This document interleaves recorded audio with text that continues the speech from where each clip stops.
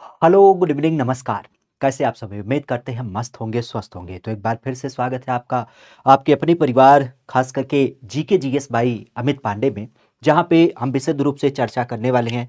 काफ़ी तरीके से आप भी जानते हैं कि राज्य स्पेशल परीक्षाओं को आधारित करते हुए यह सेशन आपको देख मिलेगा।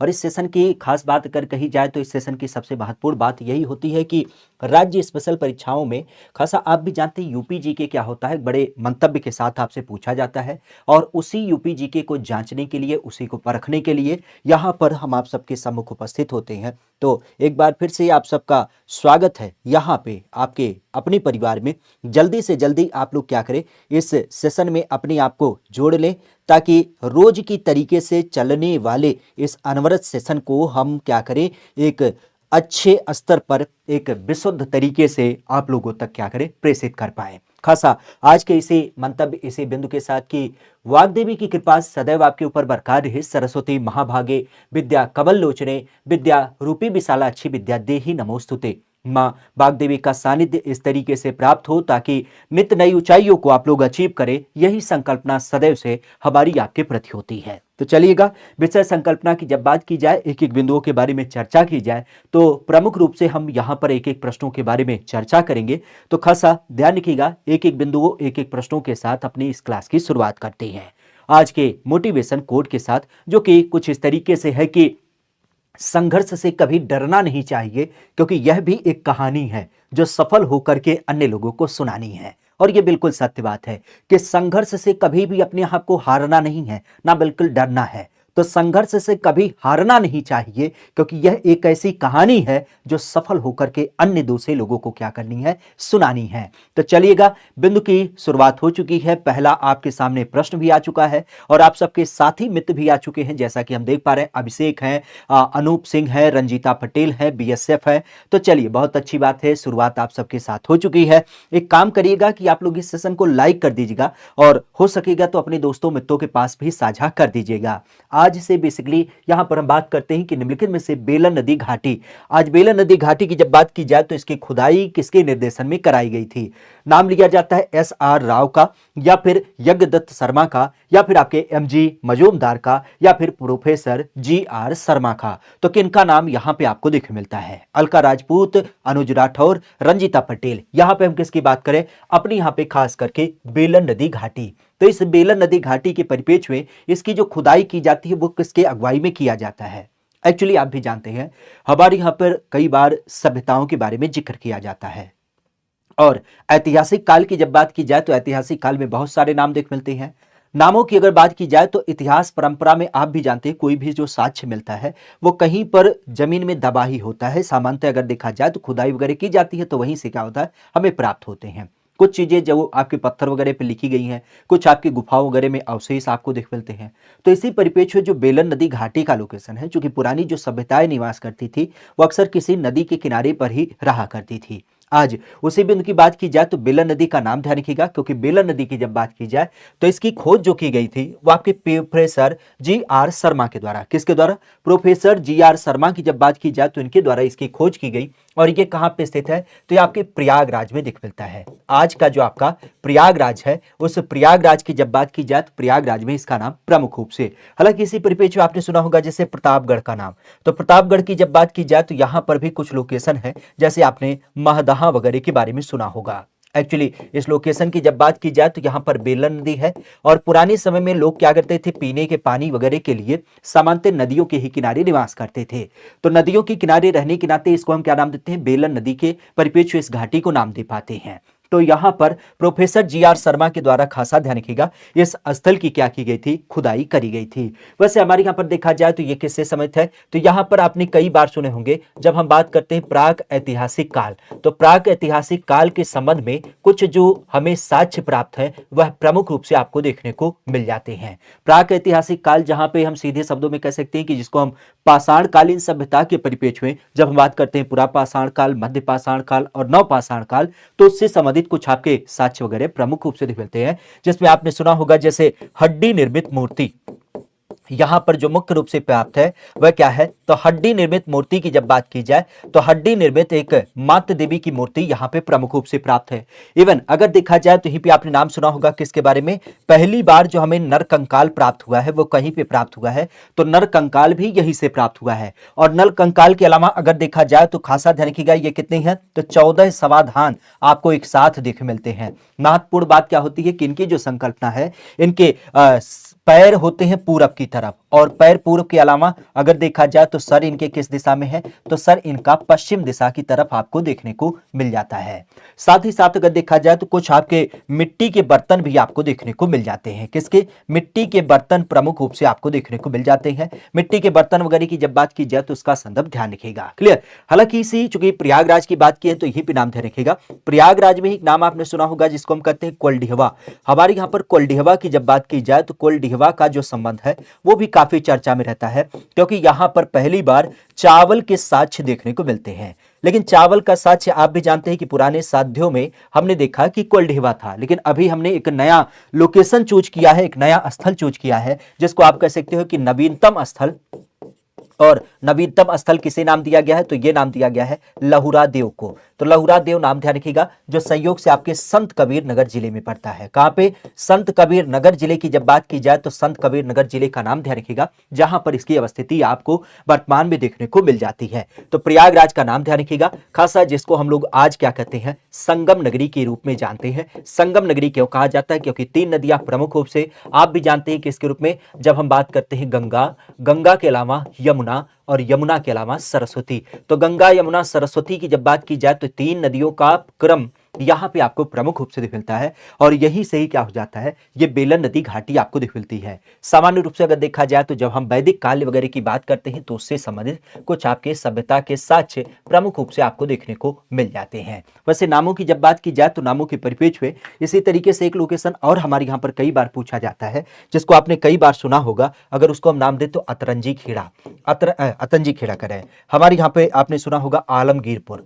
आलमगीरपुर की जब बात की जाए तो आलमगीरपुर भी काफी महत्वपूर्ण लोकेशन है, क्योंकि यह सबसे पूर्वी लोकेशन माना जाता है। और इसकी जो खोज की गई थी वह किसके द्वारा, तो वह यज्ञदत्त शर्मा के द्वारा किया गया था। कब किया गया था, 1958 में किया गया था। काफी महत्वपूर्ण माना जाता है, क्योंकि हड़प्पा काल में जब हम बात करते हैं सबसे पूर्वी स्थल के रूप में, तो इसका नाम प्रमुख रूप से आपको देखने को मिल जाता है। ठीक है, तो इस चीज को ध्यान रखिएगा।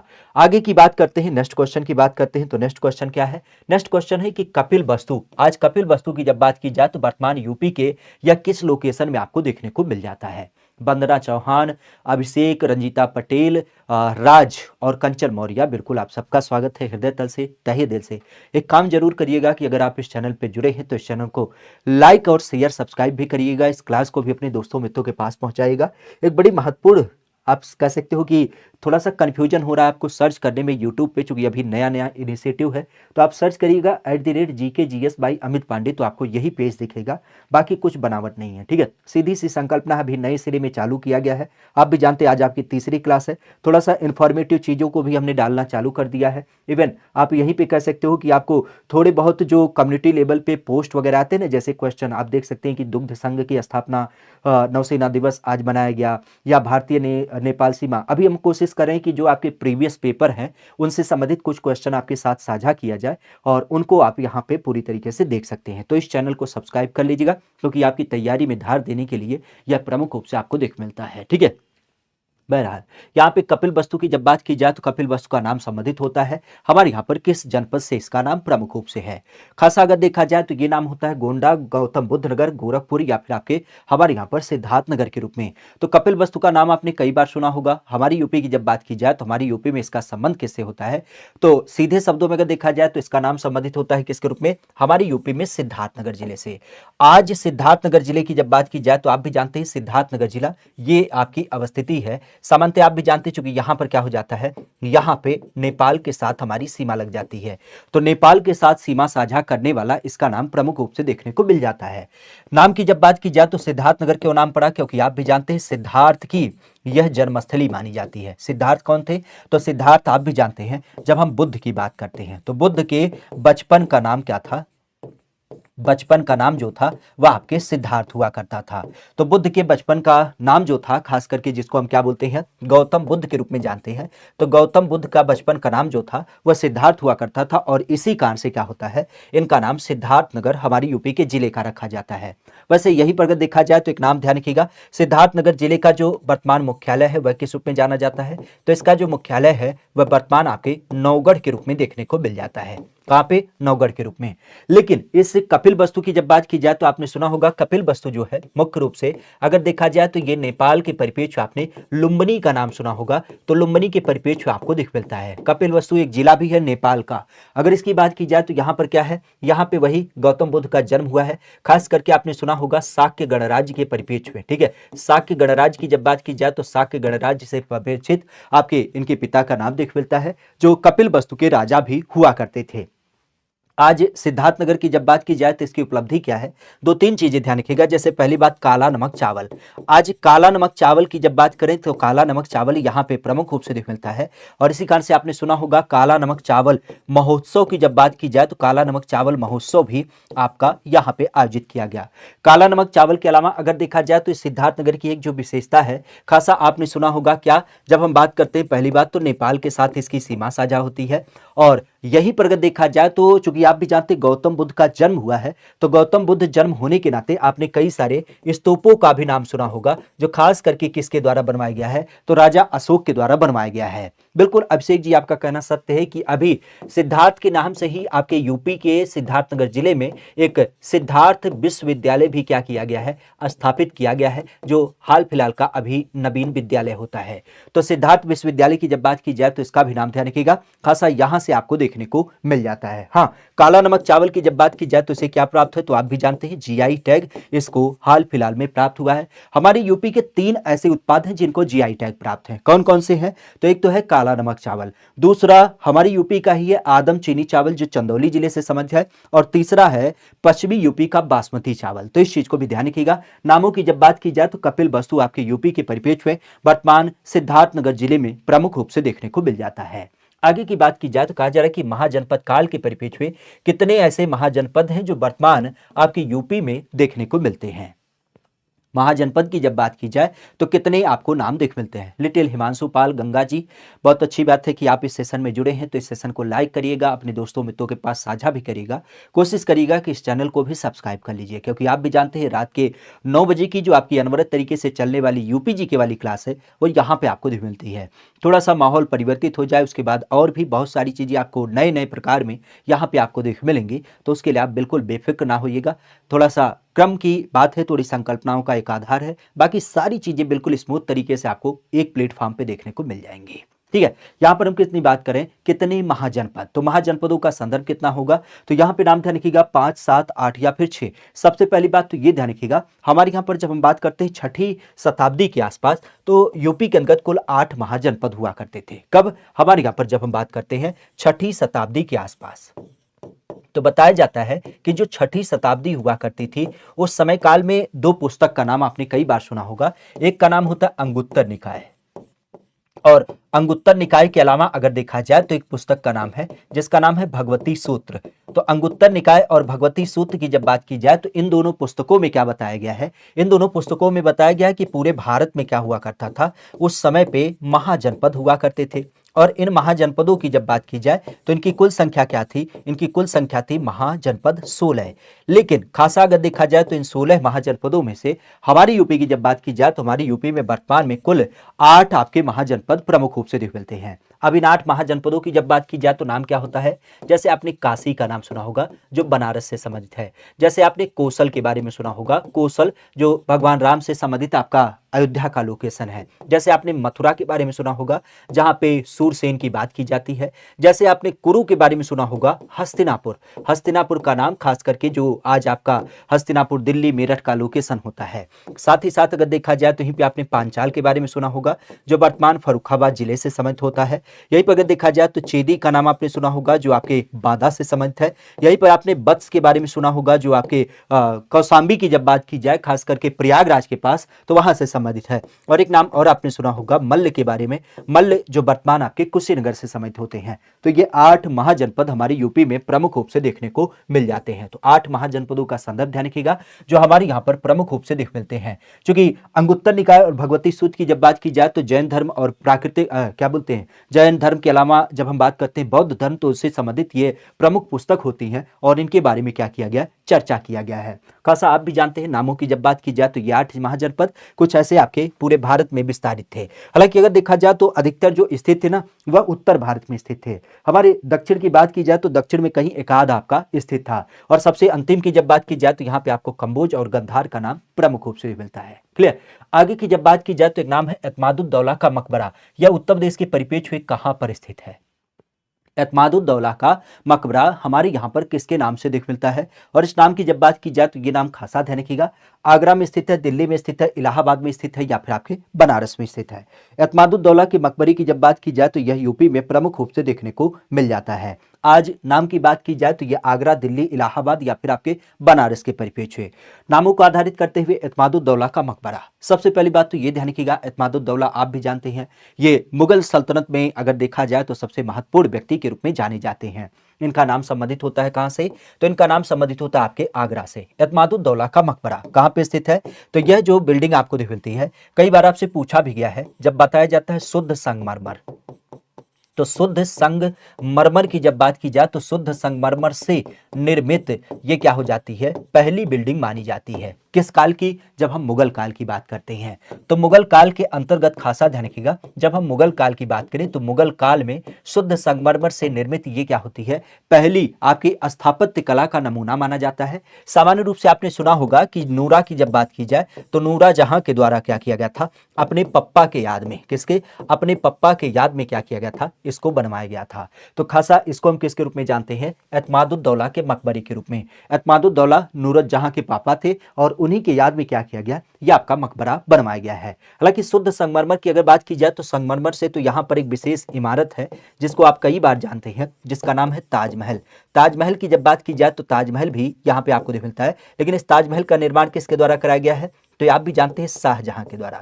शाहजहां के द्वारा अपनी बीबी खास करके किसको, मुमताज बेगम को याद करते हुए। तो मुमताज बेगम की जब बात की जाए तो मुमताज बेगम को याद करते हुए यहाँ पे क्या है, यहाँ पे आपका ताजमहल बनवाया गया है। ताजमहल की जब बात की जाए तो खासा आप भी जानते हैं ये किस में शामिल है, तो यह आपको देख मिलता है 7 अजूबों में।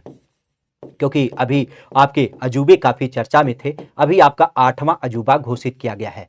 8वें अजूबों की जब बात की जाए तो उसका नाम क्या है? तो आप भी जानते हैं कंबोडिया में, कंबोडिया में कुछ मंदिरों का विशेष समूह है और उसकी जब बात की जाए तो उसे 8वें अजूबे के रूप में क्या किया गया है, घोषित किया गया है। वैसे आगरा की जब बात की जाए तो यहाँ पर ये तो इनका एक मकबरा है।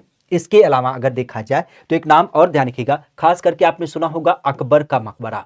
तो अकबर के मकबरे की जब बात की जाए तो ये भी ध्यान रखिएगा ये कहाँ स्थित है, तो ये भी आपके इसी आगरा में स्थित है। और खासा आपने इसके बारे में नाम भी सुना होगा, कहाँ से संबंधित है, तो यह नाम प्रमुख रूप से आपको दिख मिलता है हमारे यूपी के परिप्रेक्ष्य में। जब हम बात करते हैं सिकंदरा, तो सिकंदरा आगरा की जब बात की जाए तो सिकंदरा आगरा में क्या है, आपके अकबर का भी मकबरा देख मिलता है, जो खास करके किसके द्वारा बनवाया गया था, तो ये हमारे यहाँ पर सलीम, जिसकी हम बात करते हैं अकबर का लड़का जो था, उसके द्वारा बनाया गया था। तो इस चीज को ध्यान रखिएगा, अकबर का मकबरा भी स्थित है, शाहजहां के परिप्रेक्ष्य में मुमताज बेगम का मकबरा स्थित है, और एतमादुद्दौले के मकबरे की जब बात की जाए तो ये भी आपको दिख मिलता है। इवन एक राजा और आपने सुना होगा जिसको हम नाम देते हैं बाबर। तो शुरुआती दिनों में बाबर को भी क्या किया गया था, यहाँ पे दफनाया गया था। खासा आपने सुना होगा जो आराम बाग नाम का लोकेशन है, कहाँ पे, आराम बाग की जब बात की जाए तो आराम बाग नाम के लोकेशन में इसको दफनाया गया था। लेकिन बाद में इसकी चॉइस थी कि हम काबुल के संबंधित में हैं तो काबुल से क्या किया जाए, इनको यहाँ पे दफना दिया जाए। तो इन सबका नाम खासा ध्यान रखिएगा।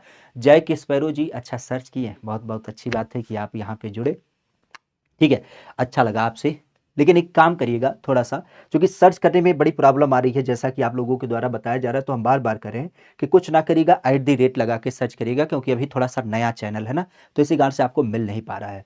@GKGS बाई अमित पांडे जब सर्च करेंगे ना तो सीधे यही खुल जाएगा। अभी कोई बहुत ज़्यादा बनावट नहीं है, क्योंकि सेल्फ निर्मित है ना, तो कोई बहुत विशेष कह सकते हो कि आधार है नहीं, तो इसीलिए हम बार बार करें कि आप इस चैनल पर नए हैं ना, तो इस चैनल को सब्सक्राइब भी कर लीजिएगा। बाकी नई नई चीज़ें आपके तो पूरी तरीके से आप धीरे धीरे इस पर चलेंगे ही चलेंगे, मिलती रहेंगी, तो इसे थोड़ा सा ध्यान रखिएगा। बाकी हम देख पा रहे हैं अंशुमान तिवारी जुड़े हैं, कैप्टन जय के स्पैरो हैं, ठीक है, कंचन मौर्य है, रेनू तिवारी हैं, गंगा हैं, राज हैं, ठीक है। एक काम करिएगा कि अगर आप लोग जुड़ चुके हैं तो बहुत अच्छी बात है, थोड़ा-सा अन्य लोगों के पास भी पहुँचाने के लिए इतना काम ज़रूर करिएगा कि इसे साझा कर दीजिएगा। बाकी जुड़े हैं तो इसे लाइक भी कर दीजिएगा। यहाँ पे हम बात करें आगरा में जहांगीरी महल, अगर इसकी बात की जाए तो ये किसके द्वारा बनवाया गया था? आगरा के अंतर्गत एक जहांगीरी महल की जब बात की जाए तो इसका निर्माण हमें देखने को मिल जाता है। इस नाम की जब बात की जाए तो इसका नाम प्रमुख रूप से देखने को मिल जाता है। हमारे यहाँ पर किसकी बात की जा रही है? हमारे यहाँ पे जहांगीरी महल, अगर इसकी बात की जाए तो ये अकबर के द्वारा बनवाया गया, या फिर शाहजहां के द्वारा बनवाया गया, या फिर आपके जहांगीर के द्वारा, या फिर आपके औरंगजेब के द्वारा। जहांगीरी महल बेसिकली अगर देखा जाए तो इसका निर्माण किसके द्वारा किया गया? जहांगीरी महल सीधे शब्दों में आप समझ पाते हैं कि जहांगीर का जो संबंध है, जहांगीर के परिप्रेक्ष्य में इसको डेवलप किया गया।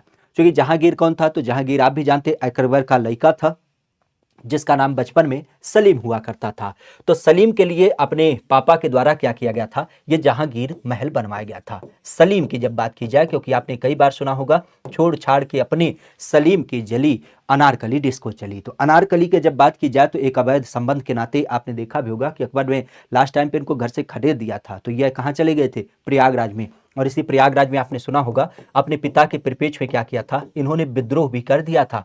और विद्रोह की जब बात की जाए तो विद्रोह के संदर्भ में कौन लोगों ने इनका साथ दिया था? तो आप भी जानते हैं, पुर्तगालियों के द्वारा।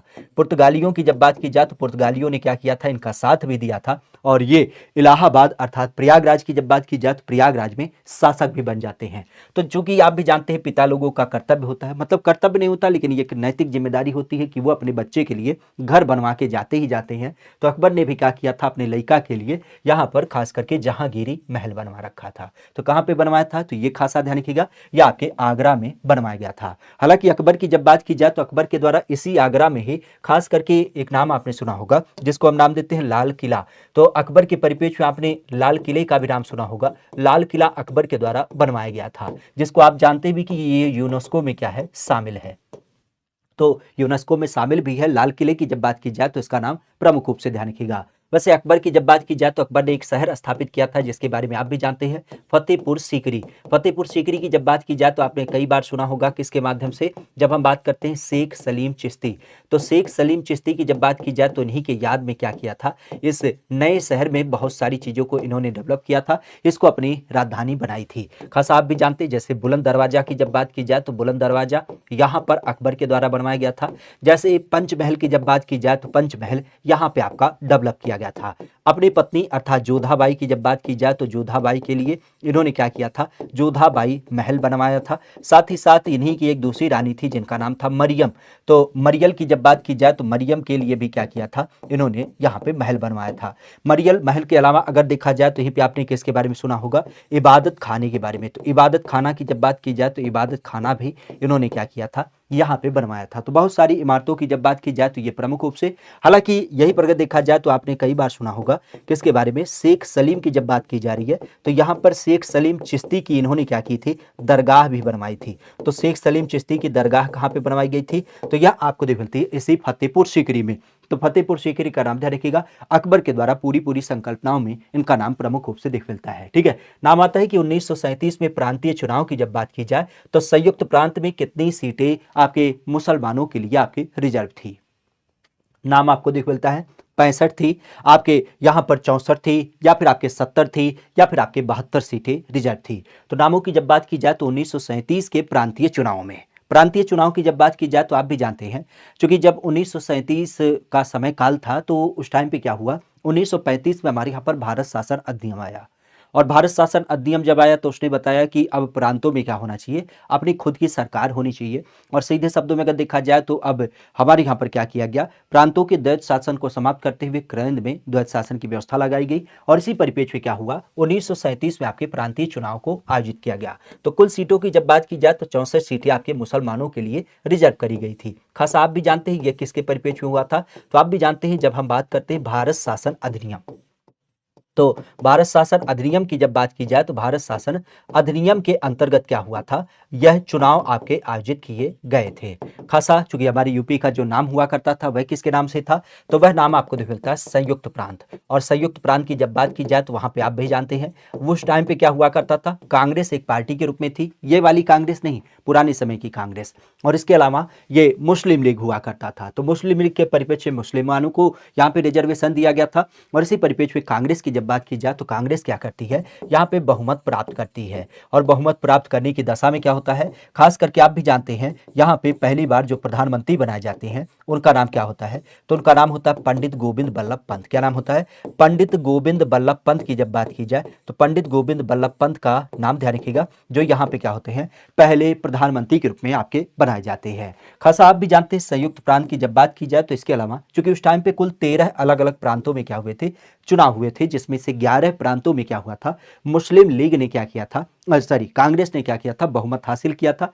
लेकिन उसके परिणाम के बाद अगर देखा जाए तो कुछ विशेष संदर्भों को लेकर के इन्होंने केवल 2 साल के बाद अर्थात 1939 में अपना पूरी जगहों से क्या किया था, अपना इस्तीफा भी दे दिया था। ठीक है, तो यहाँ पर 2 साल का शासन हमें देखने को मिल जाता है जब हम बात करते हैं विधानसभा को लेकर के। चूंकि यह व्यवस्था 1937 में हुई थी, तो इसी कारण से आपने सुना भी होगा हमारे यूपी का जो विधानसभा डेवलप किया गया था, इस विधानसभा की जब बात की जाए तो विधानसभा का भी पहली बार जो गठन किया गया था वह कब किया गया था, तो यूपी के विधानसभा का पहला गठन 1937 में आपका किया गया था। तो इस चीज को भी ध्यान रखिएगा। बात की जा रही है कि पर्यटन विभाग के माध्यम से प्रचार और प्रसार के लिए उत्तर प्रदेश में कितने परिपथों को चिन्हित किया गया है। आज पर्यटन विभाग की जब बात की जाए तो पर्यटन विभाग के माध्यम से कितनी सर्किटों का चयन किया गया है, कितने ऐसे मूल तत्वों का चुनाव किया गया है जिसको हम पर्यटन के मामले में बढ़ा सकते हैं। एक्चुअली आप भी जानते हैं हमारे राज्य सरकार की जब बात की जाए तो राज्य सरकार का मानना है कि सबसे पहली बात देखिए, हिमाचल प्रदेश की बात करें या गोवा की बात करें, उनके पास कुछ नहीं है, लेकिन वो क्या करते हैं, वह कुछ विशेष संकल्पनाओं को ऐसे हमारे सामने रखते हैं कि लोग क्या करते हैं, केवल वही पहाड़ देखने चले जाते हैं, वही समुद्र के किनारे छपकोइया मारने के लिए चले जाते हैं। तो हमने कहा कि हमारे यहाँ पे क्या नहीं है भाई, पहाड़ तो नहीं है, हमारे यहाँ पे छपकोइया मारने के लिए समुद्र नहीं है, लेकिन कुछ विविधताएं हैं। विविधताओं का जैसे संदर्भ है कि भगवान राम की नगरी है, भगवान कृष्ण की नगरी है, बुद्ध भगवान का जन्म यहीं पे हुआ है, जैन धर्म से संबंधित बहुत सारे लोग हैं, विश्व का 7वां अजूबा ताजमहल स्थित है। तो क्यों ना हम अपने यहाँ पे पर्यटन को बढ़ावा दे पाए। तो पर्यटन की जब बात की जाए तो इसका नाम, रंजीता पटेल कह रही हैं ग्रुप पर मैसेज आ रहा है, बच्चे आपको ढूंढ रहे हैं आपके ग्रुप में। अरे तो गुरु इतना तो काम बनता है, ठीक है, आप उन सबको गाइड करिए ना, क्या करना है, सीधी सी बात, आपका ग्रुप है, आपका खुद का ओन करते हैं, तो फिर उस दशा में आप यही क्लास का लिंक उनको साझा कर दीजिए और बता दीजिए कि अफसर जी यहाँ पे पढ़ाते हैं, बस सिंपल सी बात है। ये आप एक बार इतना तो कर ही सकते हैं। ठीक है, यहाँ पर हम किसकी बात करें, पर्यटन विभाग के परिपेक्ष है। तो उसी बिंदु की जब बात की जाए तो उसी पर्यटन के परिपेक्ष में हमारे यहाँ पर परिपथ को डेवलप किया गया। और इस बिंदु की जब बात की जाए तो उस बिंदु का संबंध कितना होता है, तो परिपथों की जब बात की जाए तो ये पर्यटन विभाग के द्वारा डेवलप किए जा रहे हैं। हमारे यहाँ पर ऐसे 7 सर्किट आपके डेवलप किए जा रहे हैं। जैसे आपने सुना होगा, आपने विशेषतः नाम सुना है Ramayana circuit, Ramayana circuit, Ramayana circuit के अलावा अगर देखा जाए तो यहीं पे आपने सुना होगा जैसे बुद्धा सर्किट, बुद्धा सर्किट के अलावा जैसे हम कई बार बताते हैं कि हमारे यहाँ पर ताज सर्किट, ताज सर्किट के अलावा अगर देखा जाए तो जैसे हमारे यहाँ पर बुंदेलखंड सर्किट, बुंदेलखंड सर्किट। और बुंदेलखंड सर्किट के अलावा अगर देखा जाए तो यहीं पे आप कह सकते हो कि जैसे क्या नाम आता है हमारे यहाँ पर कृष्णा सर्किट। तो कृष्णा सर्किट की जब बात की जाए तो ये विशेषताएं डेवलप किए जा रहे हैं। ये सर्किट बेसिकली क्या है, तो सर्किट बेसिकली की जब बात की जाए तो इनका संदर्भ ध्यान रखिएगा, ये कुछ ऐसे लोकेशन चिन्हित किए गए। जैसे भगवान राम, भगवान राम का जन्म अयोध्या में हुआ था, लेकिन सिंगवेरपुर वो गए थे, कहाँ पे, जहाँ निषाद राज से मिले थे। प्रयागराज में वो गए थे, किससे, मनत्ते ऋषि के साथ मिले थे। फिर चित्रकूट में वहाँ मिले थे, किससे, भरत से। तो ऐसे अलग अलग लोकेशन में जहाँ से भगवान राम का संबंध है उन लोकेशन को चिन्हित किया जाएगा और उनको पर्यटन के लिहाज से डेवलप किया जाएगा। इसी तरीके से भगवान बुद्ध जो यूपी में अलग अलग लोकेशन पे गए थे उनको चिन्हित करते हुए बढ़ावा दिया जाएगा, ताकि कोई भी लोग यहाँ पे आए तो उस दशा में क्या हो, उस दशा में खास करके क्या हो जाता है, उस दशा में वो लोग पर्यटन पर्यटन के लिए खास करके अपने प्रदेश में आए। तो पर्यटन विभाग के द्वारा यह हमारे यहाँ पर क्या किया गया है, डेवलप किया जा रहा है। वैसे पर्यटन विभाग की जब बात की जाए तो ऐसे विशेष कार्य करती है। जैसे हमारे यहाँ पे आपने सुना होगा कि पर्यटन विभाग के द्वारा अलग अलग महोत्सव का भी आयोजन किया जाता है ताकि पर्यटन को बढ़ावा दिया जाए, मेला लगवाने का काम करती है। इवन पर्यटन की जब बात की जाए तो वर्तमान आप भी जानते हैं कि जयबीरू का नाम कई बार चर्चा में रहता है। तो जयबीर सिंह का नाम ध्यान रखिएगा, जो हमारे यहाँ पर क्या है, पर्यटन मंत्री के रूप में जाने जाते हैं। पर्यटन विभाग की स्थापना मूल कब की जाती है, तो ये 1974 में किया जाता है। इस चीज को भी थोड़ा सा ध्यान रखिएगा। आगे की बात की जाए तो कहा जा रहा है कि राज्य में एक पर्यटक के लिए खास करके विभाग अधिकृत किया गया है। पर्यटन के ही परिप्रेक्ष्य में हमारे यहाँ पर एक विभाग मुख्य रूप से बनाया गया है। अगर उसकी बात की जाए तो वह नाम आपको मिलता है खासा, अगर देखा जाए तो पर्यावरण विभाग, पर्यटन विभाग, शहरी विकास विभाग या फिर आपके वन विभाग। तो नाम को आधारित करते हुए अगर देखा जाए तो यह नाम होता है राज्य में एक पर्यटक हेतु क्या किया गया, विभाग स्थापित किया गया है। अब नाम की जब बात की जाए तो पर्यटन, और पर्यटन की जब बात की जाए तो पर्यटन बढ़ावा देने के लिए कौन सा डिपार्टमेंट होगा, सीधी सी बात है, आप कह सकते हो कि यहाँ पे जो होगा वह पर्यटन विभाग आपको देखने को मिल जाएगा। तो पर्यटक को बढ़ावा देने के लिए हमारी यूपी में खास करके पर्यटन विभाग की स्थापना की गई है। और पर्यटन विभाग की जब बात की जाए तो इसकी स्थापना सन 1974 में प्रमुख रूप से। इसका मुख्य कार्य जो होता है वो होता है खास करके मेला वगैरह लगवाना, या खासा अगर देखा जाए तो कोई भी लोकेशन है तो उसकी क्या करना, खास कह सकते हो कि खोज वगैरह करना। जैसे खोज मतलब आप कह सकते हो कि खुदाई वगैरह करवाना उस लोकेशन की जहां पे बहुत सारे संदर्भ क्या होते हैं, प्राचीन सभ्यता के संबंधित आपको देखने को मिल जाते हैं। इवन आप कह सकते हो कि कल्चर को बढ़ावा देने के लिए ये क्या करता है, कल्चर की जब बात की जाए या फिर जिसको हम संस्कृति कहते हैं उसको बढ़ावा देने के लिए विभिन्न प्रकार की ये क्या करता है, प्रतियोगिता वगैरह का आयोजन करता है ताकि लोग क्या करें, उसमें पार्टिसिपेट करें। प्रतियोगिता के बाद क्या करता है, वह विभिन्न प्रकार के पुरस्कार वगैरह को भी अनाउंस करता है ताकि लोग क्या करें, उसमें इंटरेस्ट रखें। बेसिक अगर देखा जाए तो इसी परिप्रेक्ष्य में नाम ध्यान रखिएगा। खास करके इसकी जब बात की जाए तो ये समय समय पर क्या करता है, इसका प्रकाशन भी करता है। प्रकाशन करने का मतलब जैसे मान लेते हैं कि कजरी, आज कजरी को आप लोग शायद ना जानते हो लेकिन पुराने परिप्रेक्ष्य में हमारे यहाँ पर क्या होता है, कजरी एक लोकगीत के रूप में जाना जाता है। तो उसका क्या करना, उसका प्रकाशन करना, लोगों के बीच उसको प्रसारित करना, उनको बताना कि कजरी हमारे यहाँ की एक लोकगीत व्यवस्था है जिसको लोगों के द्वारा गाया जाता है। तो इस तरीके से अगर देखा जाए तो इसका नाम प्रमुख रूप से ध्यान रखिएगा, हमारे यहाँ पर पर्यटन विभाग के द्वारा यह व्यवस्था आपकी डेवलप की जाती है। वैसे पर्यटन को बढ़ावा देने के लिए हमारी यूपी सरकार ने एक विशेष योजना चालू की है। क्या, एक विधायक एक पर्यटन स्थल, एक विधायक एक पर्यटक स्थल क्या करेंगे, ये खास करके डेवलप करेंगे। इवन आप कह सकते हो कि हमारी यूपी के ही परिप्रेक्ष्य में आपने सुना होगा, जैसे जब हम सांसद आदर्श ग्राम योजना की बात करते हैं तो उसी तर्ज पर क्या किया गया है, पर्यटन को भी चुनने की बात की गई है और उसका नाम इस परिप्रेक्ष्य में आपको देखने को मिल जाता है। ठीक है, आगे की जब बात की जाए तो कहा जा रहा है कि अतरंजी खेड़ा ये वर्तमान में उत्तर प्रदेश के किस एक जनपद में आपको देखने को मिल जाता है। आज अतरंजी खेड़ा की जब बात की जाए तो अतरंजी खेड़ा हमारी यूपी के परिप्रेक्ष्य देखने मिलता है और इसका नाम संबंधित आपको देखने को मिलता है। अतरंजी खेड़ा की जब बात की जाए तो ये इटावा से संबंधित है, या फिर आपके बलिया से, या फिर आपके एटा से, या फिर आपके महोबा से। खासा अतरंजी खेड़ा अगर इनकी बात की जाए तो इनके बारे में आपने कई बार सुना होगा। एक जो चाइना के यात्री थे, चांदनी चौक टू चाइना, अगर इनकी बात की जाए तो इनका संदर्भ हमें देख मिलता है। खास आप भी जानते हैं यह लोकेशन कहां से संबंधित है, तो यह आपको एटा में देख मिलता है। ये आप देख पा रहे होंगे जो आपका एटा और कासगंज का लोकेशन है उसी के बीच में क्या है, यह आपको नाम देख मिलता है। तो अतंजी खेड़ा की जब बात की जाए तो चांदनी चौक चाइना की जब बात की जाए तो चीनी यात्री का नाम आपने सुना होगा जिसका नाम था पाइयान। क्या नाम था, पाइयान की जब बात की जाए तो इन्होंने एक पुस्तक लिखी है जिसका नाम है सी यू की। क्या नाम है, सी यू की। और सी यू की जब बात की जाए तो सी यू की पुस्तक में इन्होंने क्या बताया था, इस लोकेशन को खास करके इन्होंने नाम दिया है किस रूप में, तो इसको नाम दिया है इन्होंने खासा पीले सान। तो पीले सान की जो संरचना इन्होंने बताई है वो बताया कि एक बड़ा सा टीला है और उस बड़े से टीले में क्या होता है, कुछ नहीं है, बस केवल एक बड़ा सा टीला है जो बौद्ध धर्म से संबंधित आपका एक स्थल है। हालांकि इसकी जब बात की जाए तो लोगों की मान्यता के अनुसार बताया जाता है कि जब मनुष्य ने पहली बार आप कह सकते हो कि 1000 ईसा पूर्व में क्या किया, लोहे की खोज की थी, तो लोहे की खोज के परिप्रेक्ष्य में जो लोहे के थोड़े बहुत साक्ष्य मिलते हैं वह साक्ष्य आपको यहाँ पर मिल जाते हैं। इवन इसी परिप्रेक्ष्य को देखा जाए तो एक चीज ध्यान रखिएगा कि मनुष्य ने 400 साल के बाद क्या किया था, लोहे का इस्तेमाल करना चालू किया था। अर्थात 600 ईसा पूर्व में मनुष्य ने क्या किया, मनुष्य आप कह सकते हो कि इस लोहे का प्रयोग करना चालू किया। लोहा का प्रयोग करना चालू किया। लोहा अर्थात जिसको हम लोग क्या कहते हैं, श्याम अयस्क के रूप में भी जानते हैं। तो श्याम अयस्क की जब बात की जाए तो श्याम अयस्क का नाम ध्यान रखिएगा 600 ईसा पूर्व में व्यक्तियों ने क्या करना, इसका प्रयोग करना चालू किया।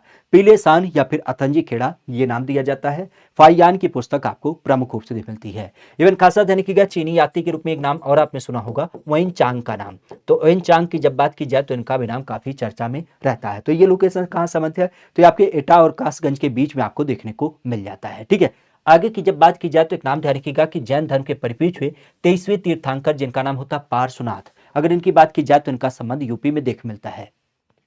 राधा कृष्णा जी बिल्कुल परेशान मत होइए, एक टॉपिक वाइज क्लास चलेगी, परेशान मत होइएगा। देखिए हमारी मंतव्य तो बहुत लंबी सोच है, ठीक है, हमारा जो एक सोचने का एक नज़रिया है ना वो बहुत अच्छा है और बहुत लंबी संदर्भ तक है। हम तो इस चैनल के माध्यम से आपको बहुत सारी चीज़ें देना चाह रहे हैं, बस थोड़ा सा पर्याय अभी व्यवस्थित हो जाए उसके बाद आपको कहने की जरूरत ना पड़ेगी। इसीलिए तो हमने स्वतंत्र चुनाव किया है। एक्चुअली सीन क्या होता था, दूसरे के यहाँ पे एक तरीके से मंतव्य लेना पड़ता था कि हमें ये करना है, ऐसा करना है, वैसा करना है, लेकिन यहाँ फ्री होगा, ऐसा कोई मंतव्य नहीं होगा। तो जितनी भी आपकी ज़रूरत की चीज़ें है ना तो उसको यहाँ पे दिया जाएगा, उसके लिए आप परेशान मत होइए, ठीक है। हाँ थोड़ा सा समय जरूर लगेगा, इस बात को हम बार बार करें, थोड़ा सा चीज़ें व्यवस्थित एक बार हो जाए ना, अपनी टर्म पे आ जाए तो फिर कोई दिक्कत ना होगी। और उसके लिए हम बार बार कहते हैं कि आप लोगों का सहयोग थोड़ा बनाए रखिएगा। बहुत ज़्यादा नहीं करने की बात है, बस वही है कि क्लास में जुड़ते हैं तो इस क्लास को लाइक करिएगा, अपने दोस्तों मित्रों के पास भी साझा करिएगा, और चूंकि चैनल पे नए हैं तो इस चैनल को भी सब्सक्राइब कर लीजिएगा, क्योंकि अब आपकी यूपी से संबंधित जो एक कह सकते हो कि अभिमुक्ति है वो पूरी तरीके से यहीं पे सॉल्व होगी, अन्यथा कहीं पे नहीं, केवल यहीं पर होगा, ठीक है। बाकी हम किसकी बात करते हैं, यहाँ पे आधारित करते हुए यहाँ पर तीर्थंकर पार्श्वनाथ के रूप में। इनका संबंध कहाँ से है, मथुरा से, अयोध्या से, आपके श्रावस्ती से या फिर आपके काशी से। तो नाम की जब बात की जाए तो तीर्थंकर, सबसे पहली बात तो ये ध्यान रखिएगा कि बौद्ध धर्म का पालना हमारी यूपी को कहा जाता है, लेकिन जब हम तीर्थंकरों की बात करते हैं तो तीर्थंकरों का भी नाम ध्यान रखिएगा, खासा जब हम बात करते हैं 23वें तीर्थंकर।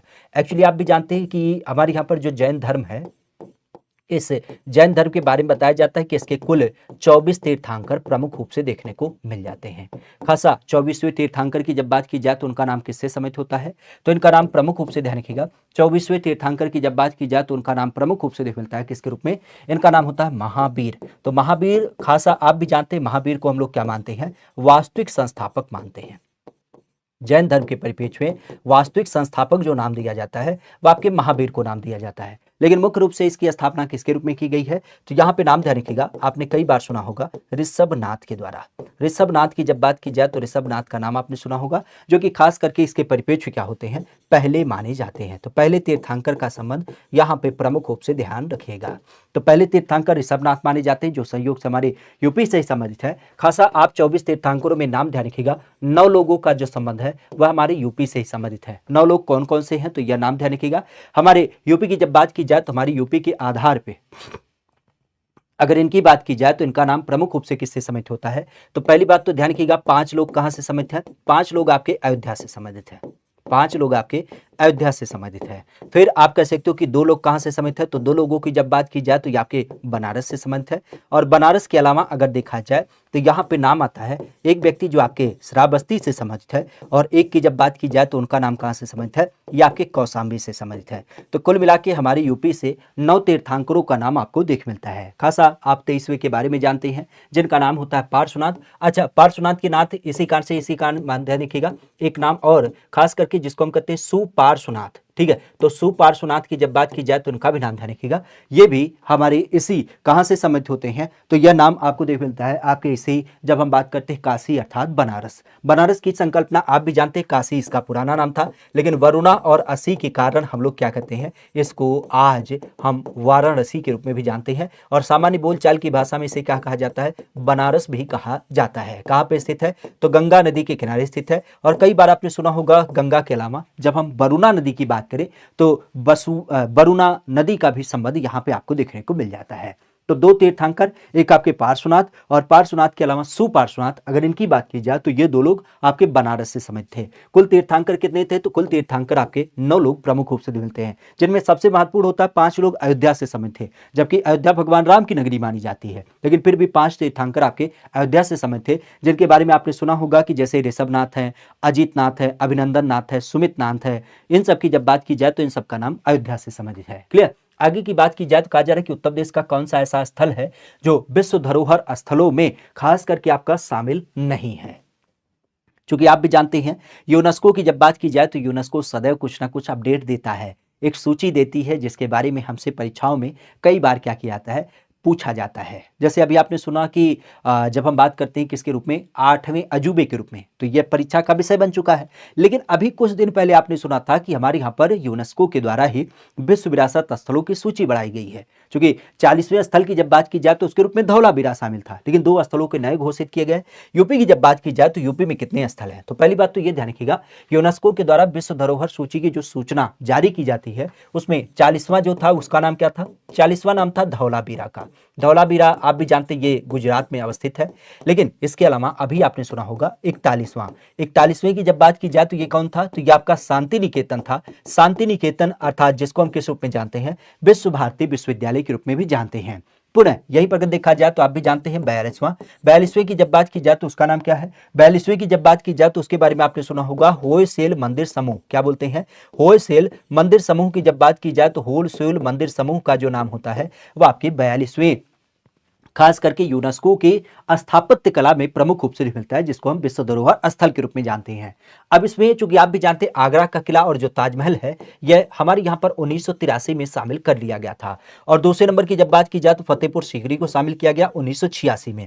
तो ये 3 स्थापत्य कला से संबंधित आपके नाम देख मिलते हैं। यहीं पर अगर देखा जाए तो नाम ध्यान रखिएगा, जैसे हमारे यहाँ पर मानवता की अमूर्त विरासत, तो मानवता की अमूर्त विरासत में किसे शामिल किया गया है? तो मानवता की अमूर्त विरासत जो है उसमें एक स्थल का चुनाव किया गया है और उसका नाम क्या है? उसका नाम है कुंभ मेला। कुंभ मेला को हम लोग मानवता की अमूर्त विरासत में शामिल कर रखे हैं। इवन इसी परिप्रेक्ष्य को देखा जाए तो अपने रामलीला के बारे में भी सुना होगा। रामलीला की जब बात की जाए तो रामलीला भी क्या है? आपकी यूनेस्को के मानवता अमूर्त विरासत में शामिल है। इवन यही पर देखा जाए तो बनारस का भी नाम ध्यान रखिएगा, क्योंकि बनारस को हमने क्या किया है? आध्यात्मिक संगीत शहर के रूप में चूज कर रखा है। किसके रूप में? आध्यात्मिक संगीत शहर की जब बात की जाए तो उसके रूप में इसे चूज कर रखा है, क्योंकि आप भी जानते हैं संगीत घराने के परिप्रेक्ष्य में क्या नाम होता है? बनारस का संबंध होता है। जबकि हमारे यहाँ पर जब हम बात करते हैं प्रतीक्षा सूची तो यहीं पर ध्यान रखिएगा, आपने सुना होगा सारनाथ खंडहर। तो सारनाथ खंडहर की जब बात की जाए तो इसको क्या किया गया है? प्रतीक्षा सूची में शामिल किया गया है। और सारनाथ खंडहर के अलावा अगर देखा जाए तो एक नाम और ध्यान रखिएगा, 80 घाट। 80 घाट का जो संबंध है वो कहां से है? वो भी आपकी इसी बनारस से संबंधित है और इसको भी क्या किया गया है? इसी वेटिंग लिस्ट में आपका रखा गया है। तो वेटिंग लिस्ट में सारनाथ के खंडहर है और 80 घाट दोनों नाम खासा ध्यान रखिएगा। अकबर के मकबरे की जब बात की जाए मुख्य रूप से ये सिकंदरा में स्थित है और अभी हमने शायद चर्चा भी किया था। सलीम की जब बात की जाए अर्थात जहांगीर, तो जहांगीर के द्वारा इसका निर्माण कराया गया था। मुख्यतः अगर देखा जाए तो वैसे तो शुरुआत इसकी की थी किसके द्वारा? अकबर के द्वारा ही, लेकिन अकबर के अलावा जब हम जहांगीर की बात करते हैं तो उसके द्वारा क्या किया गया था? पूरी तरीके से बनवाया गया था। एक नाम और ध्यान रखिएगा, काफी चर्चा में रहता है, आपने सुना होगा राजा राम जाट। राजा राम जाट की जब बात की जाए तो राजा राम जाट का नाम ध्यान रखिएगा, क्योंकि कई बार आपने इनके बारे में सुना होगा अकबर के परिप्रेक्ष्य में। एक्चुअली राजा राम जाट की जब बात की जाए तो उन्होंने क्या किया था? औरंगजेब का जो एक क्रूर शासन हुआ करता था, तो औरंगजेब के इस क्रूर शासन के विरोध में क्या किया था? मुगलों का विद्रोह किया था। और मुगलों के विद्रोह करने के नाते हम देख पाते हैं कि यहाँ पे क्या होता है? राजा राम जाट ने क्या किया था? अकबर के इस कब्र को खोद डाला था और उसकी हड्डियों को निकाल करके जला दिया था। तो ये काफी चर्चा का विषय रहता है। बहरहाल यहाँ पे बात की जा रही कलिंजर का किला हमारे यूपी के परिप्रेक्ष्य में कहां पे आपको दिख मिलता है? कलिंजर के किले की जब बात की जाए तो ये हमारे यूपी में प्रमुख रूप से देखने को मिल जाता है। आगरा के राजा, बिल्कुल आप सत्य कहते हैं कि राजा राम जाट की जब बात की जाए तो उनका संदर्भ जाटों के प्रधान के रूप में इनका नाम देख मिलता है। बहरहाल यहाँ पर अगर देखा जाए तो यहाँ पर किसका संबंध हमें प्रमुख रूप से देखने को मिल जाता है? किस रूप में? जब हम बात करते हैं अपने उत्तर प्रदेश को आधारित करते हुए। आज उत्तर प्रदेश की जब बात की जाए तो उत्तर प्रदेश को आधारित करते हुए एक नाम बेसिकली हमें देख मिलता है, जिसको हम किस रूप में देख पाते हैं? खास करके यूपी में जब हम इस नाम की बात करते हैं तो इसका नाम संबंधित होता है कलिंजर का किला। आज कलिंजर के किले की जब बात की जाए तो कलिंजर का किला बेसिकली हमें देखने को मिलता है। सबसे पहली बात तो ये ध्यान रखिएगा, कलिंजर का किला इतिहास में इसकी सबसे बड़ी उपलब्धि ये है कि इसकी जब बात की जाए तो इसके परिप्रेक्ष्य में आपने शेर खां के बारे में सुना होगा। शेर खां की हार हो जाती है। कहां से संबंधित है? तो आपके बांदा में स्थित है। आपने कई बार सुना होगा यहाँ पे क्या होता है, कलिंजर दुर्ग की जब बात की जाए तो कलिंजर दुर्ग पर कलिंजर मेला भी आपका आयोजित किया जाता है। किले की जब बात की जाए तो किले के मालिक कौन थे? तो आप भी जानते हैं, जिस टाइम पे शेर खान ने यहाँ पर युद्ध किया था उस टाइम पे यहाँ पर कीरत सिंह इसके राजा हुआ करते थे। नाम की जब बात की जाए तो यहाँ पे आपने नीलकंठ महादेव का मंदिर भी सुना होगा। तो नीलकंठ महादेव का मंदिर है जहाँ पे शिवरात्रि पे क्या होता है, बड़े स्तर पे क्या होता है, मेला वगैरह का आयोजन किया जाता है। और इसी किले को जीतने के लिए क्या हुआ था, शेर खां की जब बात करें, शेर खां या जिसको हम लोग कई बार बोलते हैं शेर शाह सूरी, तो शेर शाह सूरी ने क्या किया था, अनवरत प्रयास किए थे। और इसी परिप्रेक्ष्य आप भी जानते हैं कि सन 1545 का समय था जहां पे बारूद विस्फोट, और बारूद विस्फोट के कारण क्या हो जाता है, इस शेर खान की यहां पर डेथ हो जाती है। तो सीधे शब्दों में अगर देखा जाए तो विश्व में कह सकते हो कि सबसे महत्वपूर्ण जो शासक माना जाता है जिसको हम शेर खां के रूप में जानते हैं, और शेर खां की जब बात की जाए तो इस किले को जीतने के परिप्रेक्ष्य क्या होता है, इसकी यहाँ पर डेथ हो जाती है। वैसे अगर देखा जाए तो डेथ तो यहाँ पे हुई है, लेकिन इसकी कब्र कहाँ पे है, कई बार प्रश्न में पूछा गया है। तो ये ध्यान रखिएगा, इसकी कब्र जो है वो आपको सासाराम बिहार में दिख मिलती है। सासाराम बिहार की जब बात की जाए तो वहां पर इसकी कब्र आपको प्रमुख रूप से दिख मिलती है। वैसे शेर खान की जब बात की जाए तो इसके द्वारा महत्वपूर्ण काम जो किया गया है वो भी ध्यान रखिएगा, जीटी रोड। आज जीटी रोड की जब बात की जाए तो जीटी रोड का नाम ध्यान रखिएगा, क्योंकि जीटी रोड की जब बात की जाए तो ये आपके बिहार से लेकर के जब हम बात करते हैं अफगानिस्तान तो उसको कनेक्ट करने के लिए एक आपका जीटी रोड बनवाया गया है। वैसे अगर हम बनवाने की बात करते हैं और यहाँ पे कलिंजर किले की बात करते हैं, जीतने की बात करते हैं, तो यहीं पे एक नाम और ध्यान रखिएगा, बादा, क्योंकि आप भी जानते हैं सजर गौर पत्थर। आज सजर गौर पत्थर की जब बात की जाए तो सजर गौर पत्थर का भी नाम ध्यान रखिएगा, जो आपके बांदा से संबंधित है। और अभी हाल फिलहाल में क्या हुआ है, इसको जीआई टैग भी प्राप्त है। तो यूपी का एक ऐसा उत्पाद जिसको जीआई टैग प्राप्त है उसको हम किस रूप में जानते हैं, उसे हम सजर गौर पत्थर के रूप में जानते हैं। नाम दिया जाता है धार्मिक स्तूप। धार्मिक स्तूप की जब बात की जाए तो यह यूपी के परिप्रेक्ष्य में किस एक जिले से संबंधित हो जाता है। धार्मिक स्तूप की जब बात की जाए तो इसका नाम प्रमुख रूप से आपको दिख मिलता है। और बिल्कुल थोड़ा सा कहना होगा कि अगर आप लोग इस क्लास में जुड़े हैं तो इस क्लास को लाइक और साझा भी करिएगा, अपने दोस्तों मित्रों के पास इस क्लास को जरूर पहुंचाइएगा, क्योंकि आप भी जानते हैं कि चाहता तो मैं भी बच सकता था, लेकिन जो बचेगा वो इतिहास कैसे रचेगा। और बिल्कुल सत्य बात है। यहाँ पर हम किसकी बात करें, आपके उत्तर प्रदेश की परिप्रेक्ष्य में। आज उत्तर प्रदेश की जब बात की जाए तो उत्तर प्रदेश में धार्मिक स्तूप प्रमुख रूप से आपको देखने को मिल जाता है। नाम दिया जाता है सांची, प्रयागराज, श्रावस्ती या फिर सारनाथ में। एक्चुअली आप भी जानते हैं ये जो स्तूप निर्माण परंपरा का संदर्भ होता है वो आपने देखा होगा कि हमारे यहाँ पर जो राजा अशोक थे तो राजा अशोक के द्वारा इसका काम किया गया। राजा अशोक की जब बात की जाए तो राजा अशोक के द्वारा कुछ विशेष लोकेशन में क्या किया गया है, ऐसे अलग अलग स्तूप आपके स्थापित किए गए हैं। तो सारनाथ की जब बात की जाए बताया जाता है कि ये बनारस से करीब करीब क्या है, 10 किलोमीटर की दूरी पर स्थित है। बनारस से करीब करीब 10 किलोमीटर की दूरी पर अवस्थित है, जो सारनाथ के रूप में देख मिलता है। और इसकी जब बात की जाए तो इसे हम क्या कहते हैं, धार्मिक स्तूप कहते हैं, या कई बार इसको क्या कहा जाता है, धमीखा स्तूप भी कहा जाता है। एक्चुअली आप भी जानते हैं कि भगवान बुद्ध ने क्या किया था, पहली बार यहाँ पर बैठ करके ही, खासा अगर देखा जाए तो यहाँ पर क्या किया था, आप भी जानते हैं एक लोकेशन है जिसका नाम है मूलगंध कुटी बिहार। तो मूलगंध कुटी बिहार के अंतर्गत ही क्या किया था, अपना पहला उपदेश दिया था। और पहले उपदेश देने के साथ ही क्या हो जाता है, आप सीधे शब्दों में कह सकते हो कि पहला उपदेश देने से क्या हो जाता है, यहाँ पे बौद्ध धर्म की शुरुआत होती है। और जब बौद्ध धर्म की शुरुआत होती है, अर्थात हम कह सकते हैं कि बौद्ध धर्म की यहाँ से क्या होती है, नींव पड़ती है। तो इसी नींव को आधारित करते हुए धर्म की शुरुआत की परंपरा में इस धार्मिक सूत की स्थापना यहाँ पे की जाती है। वैसे एक नाम और आपने सुना होगा, क्योंकि अशोक के द्वारा ये सारी चीजें शुरू की गई थी, तो अशोक के परिप्रेक्ष्य में आपने यहाँ पर एक बिंदु सुना होगा, खास करके अशोक के द्वारा यहाँ पे सिंह स्तंभ भी स्थापित किया गया है। और सिंह स्तंभ की जब बात की जाए तो इसमें आप सदैव जानते हैं 4 शेर प्रमुख रूप से आपके ऊपर के स्वरूप में दिख मिलते हैं, जबकि नीचे जो है वो आपको बैल और बैल के अलावा घोड़ा दौड़ते हुए दिखाई देते हैं। प्रमुखता से अगर देखा जाए तो 24 तीलियों वाला जो अशोक चक्र है वो भी इसमें क्या होता है, आपको विद्यमान देख मिलता है। और अशोक चक्र के अलावा अगर यहीं पर देखा जाए तो एक नाम और आपने ध्यान रखिएगा, खास करके जब हम बात करते हैं किसके रूप में, इस सिंह स्तंभ के अलावा तो एक नाम और आपने सुना होगा जिसको हम कई बार कहते हैं चौखंडी स्तूप। तो चौखंडी स्तूप का भी नाम ध्यान रखिएगा, यह भी आपका यहीं पर संबंधित है। एक नाम ध्यान रखिएगा, क्योंकि ये जो मूल गंडकुटी बिहार है यहाँ पर एक पार्क आपको दिख मिलता है। क्या नाम देते हैं, तो उसे कहा जाता है हिरण उद्यान। क्या बोलते हैं, हिरण उद्यान के रूप में इसे नाम दिया जाता है। तो मूल गंडकुटी बिहार, चौखंडी स्तूप, आपका सिंह स्तंभ और धमेखा स्तूप, इन सब का नाम ध्यान रखिएगा। इन सब का नाम प्रमुख रूप से कहां से संबंधित है, तो यह प्रमुख रूप से आपके सारनाथ में देखने मिलते हैं। ठीक है, चलिए अच्छी बात है। धार्मिक बोलते हैं, हाँ धार्मिक भाई, धमेखा धर्म से ही संबंधित है। ठीक है, तो इसका नाम प्रमुख रूप से आपको देख मिलता है। राज कह रहे हैं सुने हैं कल से मेंस का कुछ करवाएंगे, मतलब कल से नहीं करेंगे गुरु, लेकिन हाँ ये जरूर सत्य है कि यहाँ पे यूपी के संबंध में बहुत सारी चीज़ें आपको देख मिलेंगी, क्योंकि ये सुनियोजित तरीके से कह सकते हो कि अपना प्लेटफॉर्म है। यहाँ पे कोई अन्य चीज़ों का ना दबाव होगा, ना किसी से पूछने की ज़रूरत होगी कि गुरुजी हमें ये कराना है, थोड़ा सा समय दीजिए, बच्चों को ये बताना है, थोड़ा बता देते कि बताएं कि ना बताएं। तो इन सारे संदर्भों को अब बिल्कुल निर्विवाद रूप से समाप्त कर दिया गया है। तो आपके चाहे जूनियर असिस्टेंट हो, आने वाले समय की आर ओ पेपर का ध्यान रखा जाए, या फिर आपके डेली यूपी पुलिस की क्लास की बात हो, या फिर आपके मेंस की परीक्षा की बात हो, सबका प्रतिपेक्ष लेकर के हम पूरी विस्तारित स्वरूप में अब तो खुले विचार से हम यहाँ पे चीज़ों को रख सकते हैं। बस वही थोड़ा सा 2-4 दिन का समय इस कारण से हम ले रहे हैं ना, क्योंकि चीज़ें असमंजस में हैं, मतलब आप कह सकते हो पूरा व्यवस्थित ना है, तो इसके लिए आप परेशान मत होइए। ठीक है, क्लास तो चलती ना बराबर, बस लॉलीपॉप दे रहे हैं, नहीं ऐसा गुरु कभी नहीं हमने किया है। यही तो बड़ा अच्छा है हमारे स्वभाव में कि हम जितनी बातें कमिट करते हैं उतने केवल करते हैं, बहुत ज़्यादा हम ऐसे इधर उधर की बातें ही ना करते हैं। ठीक है, तो ऐसे आप परेशान मत होइए।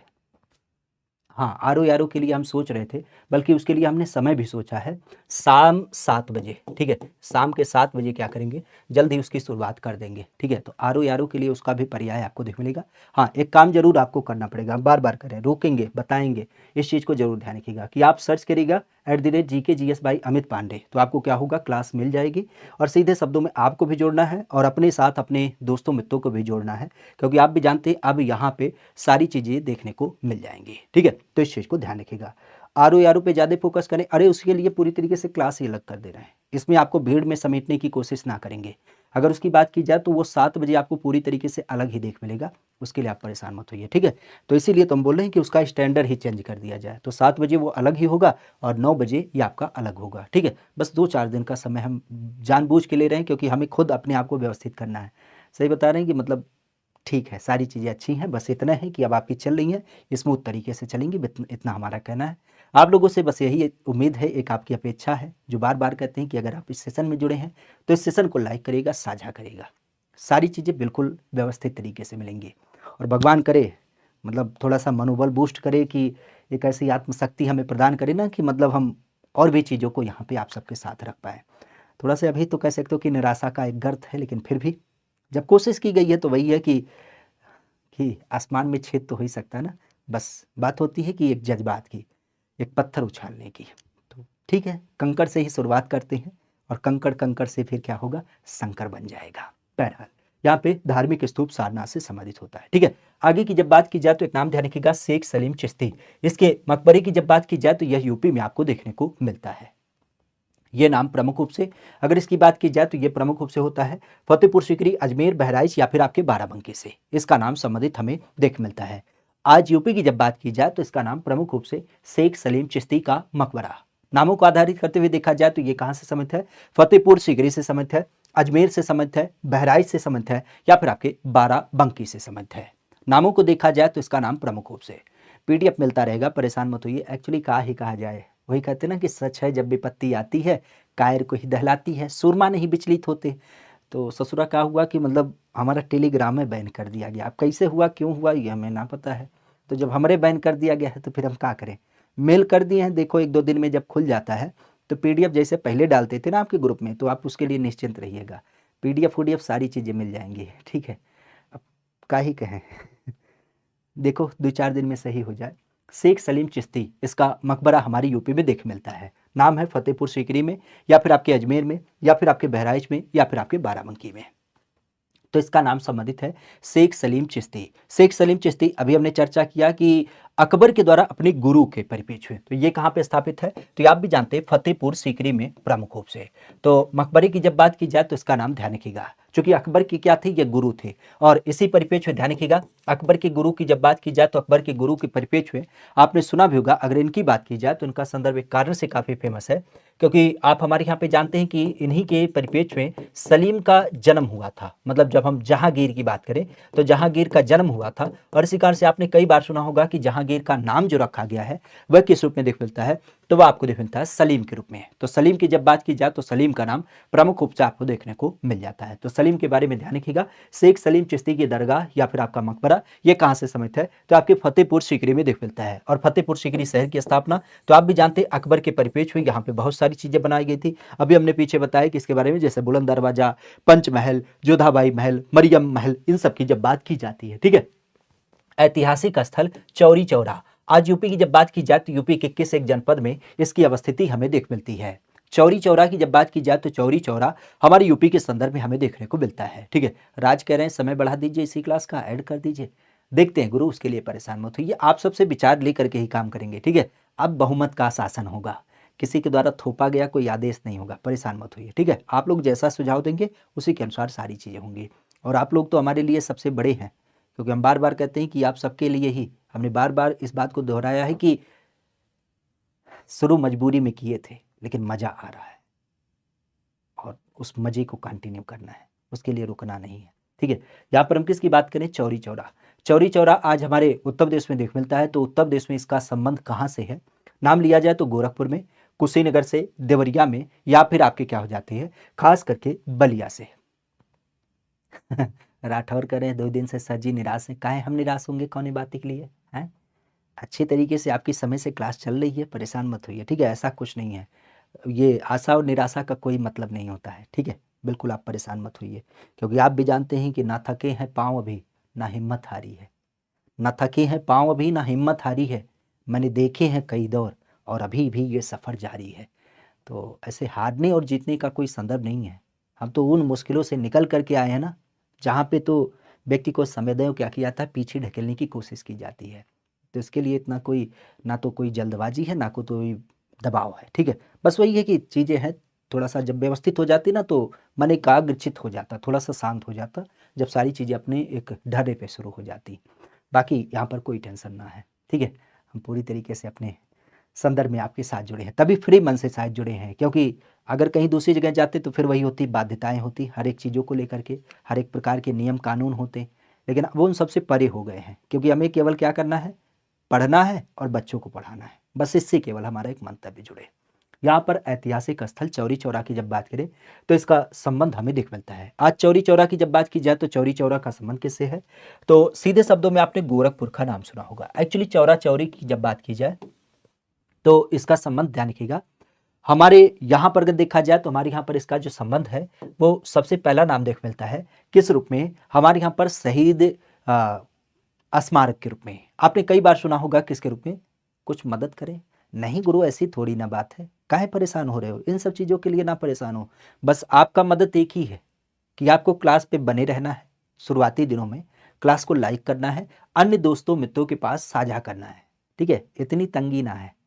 ठीक है। आप सबका सहयोग रहे तो महाराज हम तो दुबई बुर्ज खलीफा पे 25वें मंजिल पे अपना 5 फ्लोर का घर खरीद के उसके बाद वहां से क्लास लाइव करें। काहे परेशान हो रहे हैं? इन सब चीज़ों के पीछे तार्किक ना होइए। ठीक है। बस केवल आप सब सहयोग, और वही कहते हैं ना, बार बार हम कहते हैं थोड़ा सा मनोबल बढ़ा के रखिए, बाकी अन्यथा किसी चीज़ की ज़रूरत नहीं है। भगवान ने इतना सक्षम बनाया है कि आप सबके लिए, आपके हित के लिए खड़े होने की एक हिम्मत होती है। वो थोड़ा सा पर्याय बीच में डिस्टर्बेंस होता है, उसके लिए कोई दिक्कत ना होती है। पर्याय ये है कि चीज़ें नए सिरे से व्यवस्थित है ना। अभी तक क्या होता था, ये सारी चीज़ें कोई दूसरा व्यवस्थित करता था, हमें क्या करना होता था? हमें केवल जाके क्लास करना होता था। तो क्लास करने की दशा में क्या होता था? फ्री माइंड होते थे। लेकिन अभी क्या है? हम ही एक अकेले व्यक्ति हैं, जिसे इवेंट भी बनाना है, जिसे क्लास भी सेट करना है, जिसे अपने क्लास की पीडीएफ भी तैयार करनी है, जिसे फिर अपने लिए नई नई चीज़ों को ढूंढना भी है। सीधी सी बात, तो अब एक ही व्यक्ति के ऊपर सारी चीज़ें क्या हो गई हैं? केंद्रित हो गई हैं। तो इसी कारण से तो हम करें कि 2-4 दिन का हमें थोड़ा सा समय दीजिएगा। ठीक है। बाकी तो चीज़ों को हम व्यवस्थित कर लेंगे। ठीक है। हाँ, रोज क्लास अब यहीं पे होगी, अब कहीं पे नहीं होगी, क्योंकि हमारा किसी संस्थान के साथ कोई लेना देना नहीं है। अब यहीं पे होगी, ठीक है, परेशान मत होइए।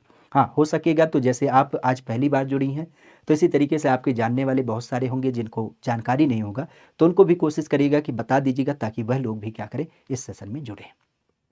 चौरी चौरा की हम बार बार बात कर रहे थे, ये कहाँ से संबंधित है, तो गोरखपुर से संबंधित है। आज गोरखपुर की जब बात की जाए तो इसका संबंध कब से होता है, ये 5 फरवरी सन 1922 का समय काल, क्योंकि आप भी जानते हैं 1920 में महात्मा गांधी की जब बात की जाए तो महात्मा गांधी जी के द्वारा क्या किया गया था, आप भी जानते हैं असहयोग आंदोलन की शुरुआत की गई थी।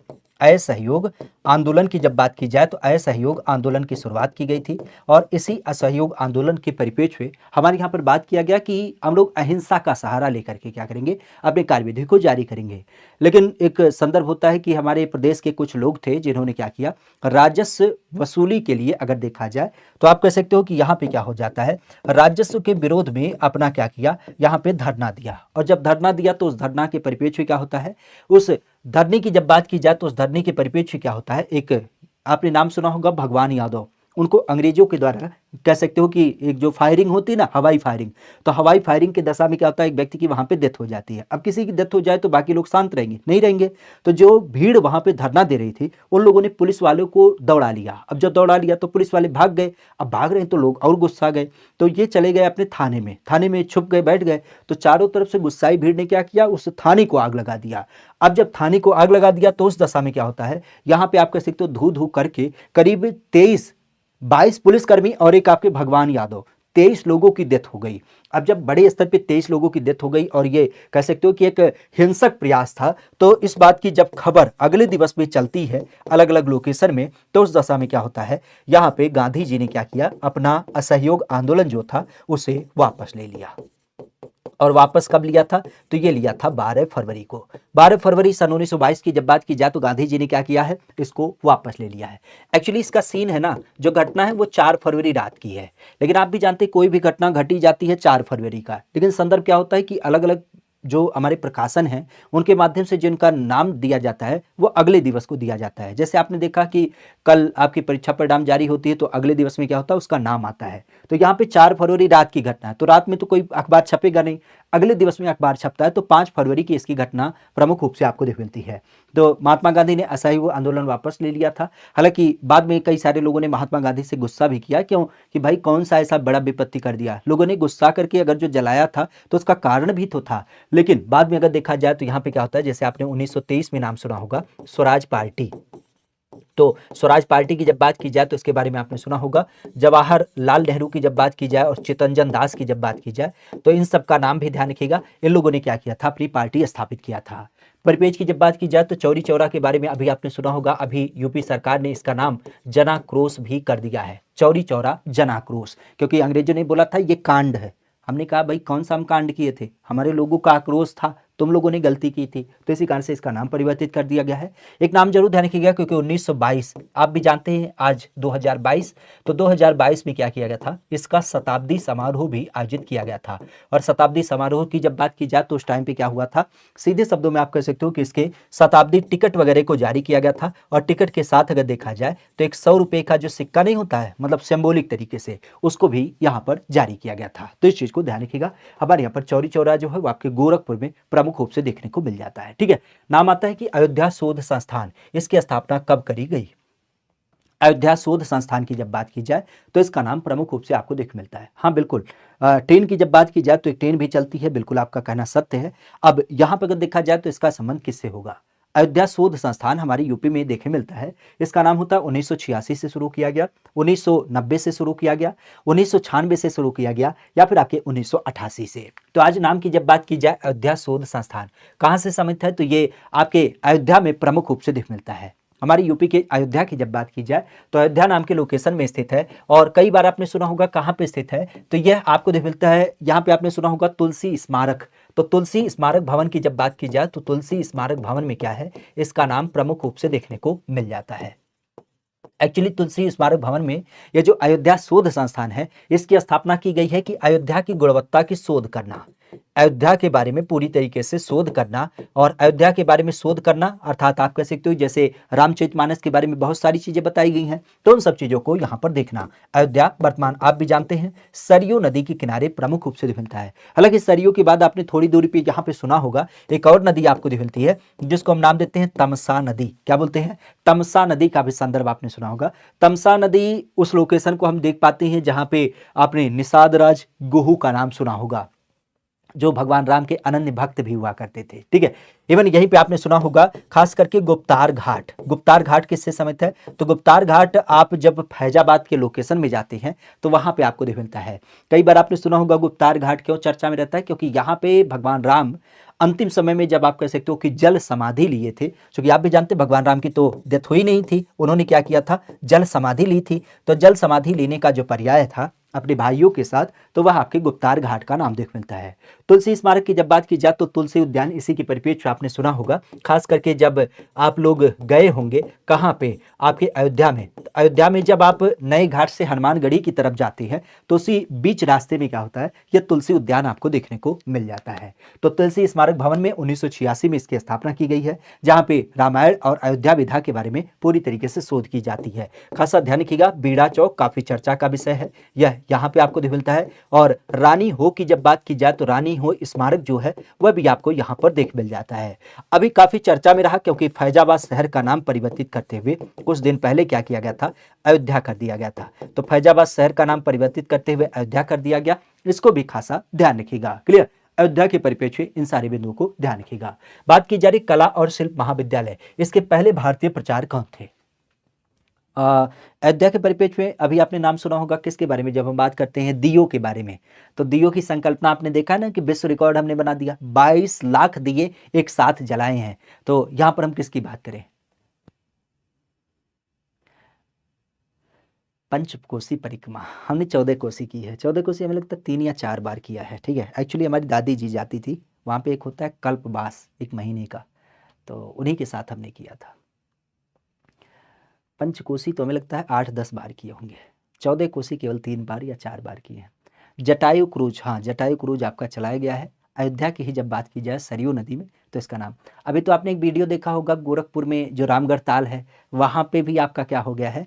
वहाँ पे खास करके अब क्रूज सेवा चलाने की बात चली है। शायद यही 10 जो दिसंबर है, 10 दिसंबर को इसको क्या किया जाएगा?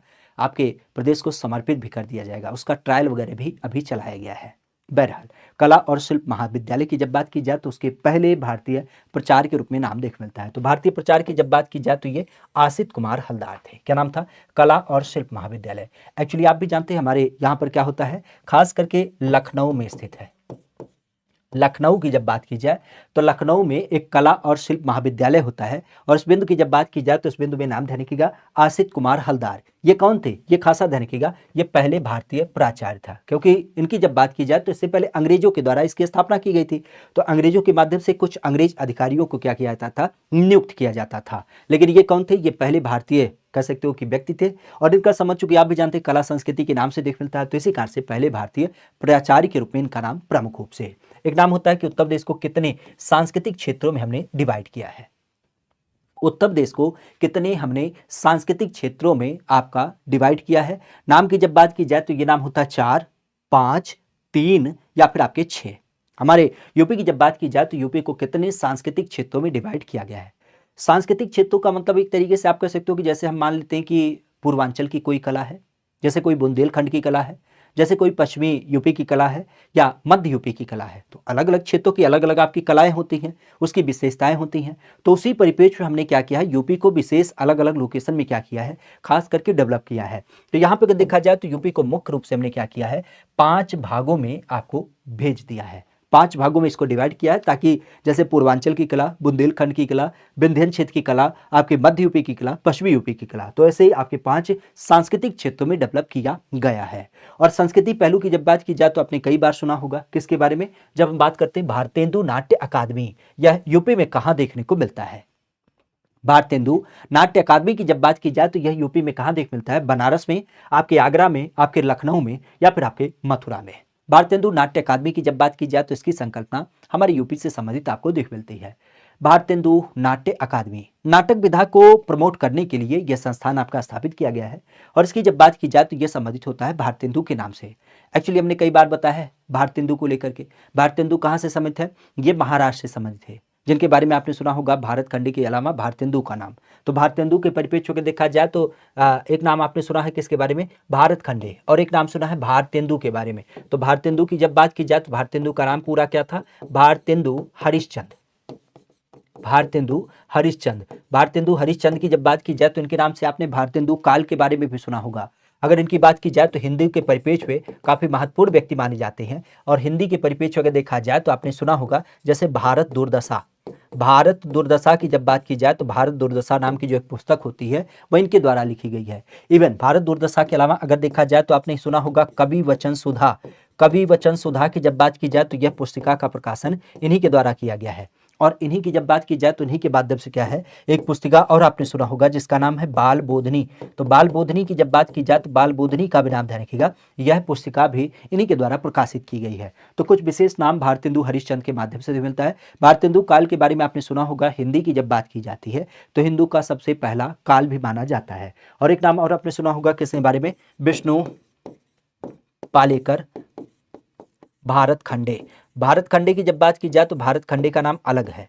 विष्णु पालेकर भारत खंडे की जब बात की जाए तो इनका नाम ध्यान रखिएगा, इनके नाम से क्या है आपने सुना होगा हमारे यहाँ पर भारत खंडे संगीत संस्थान।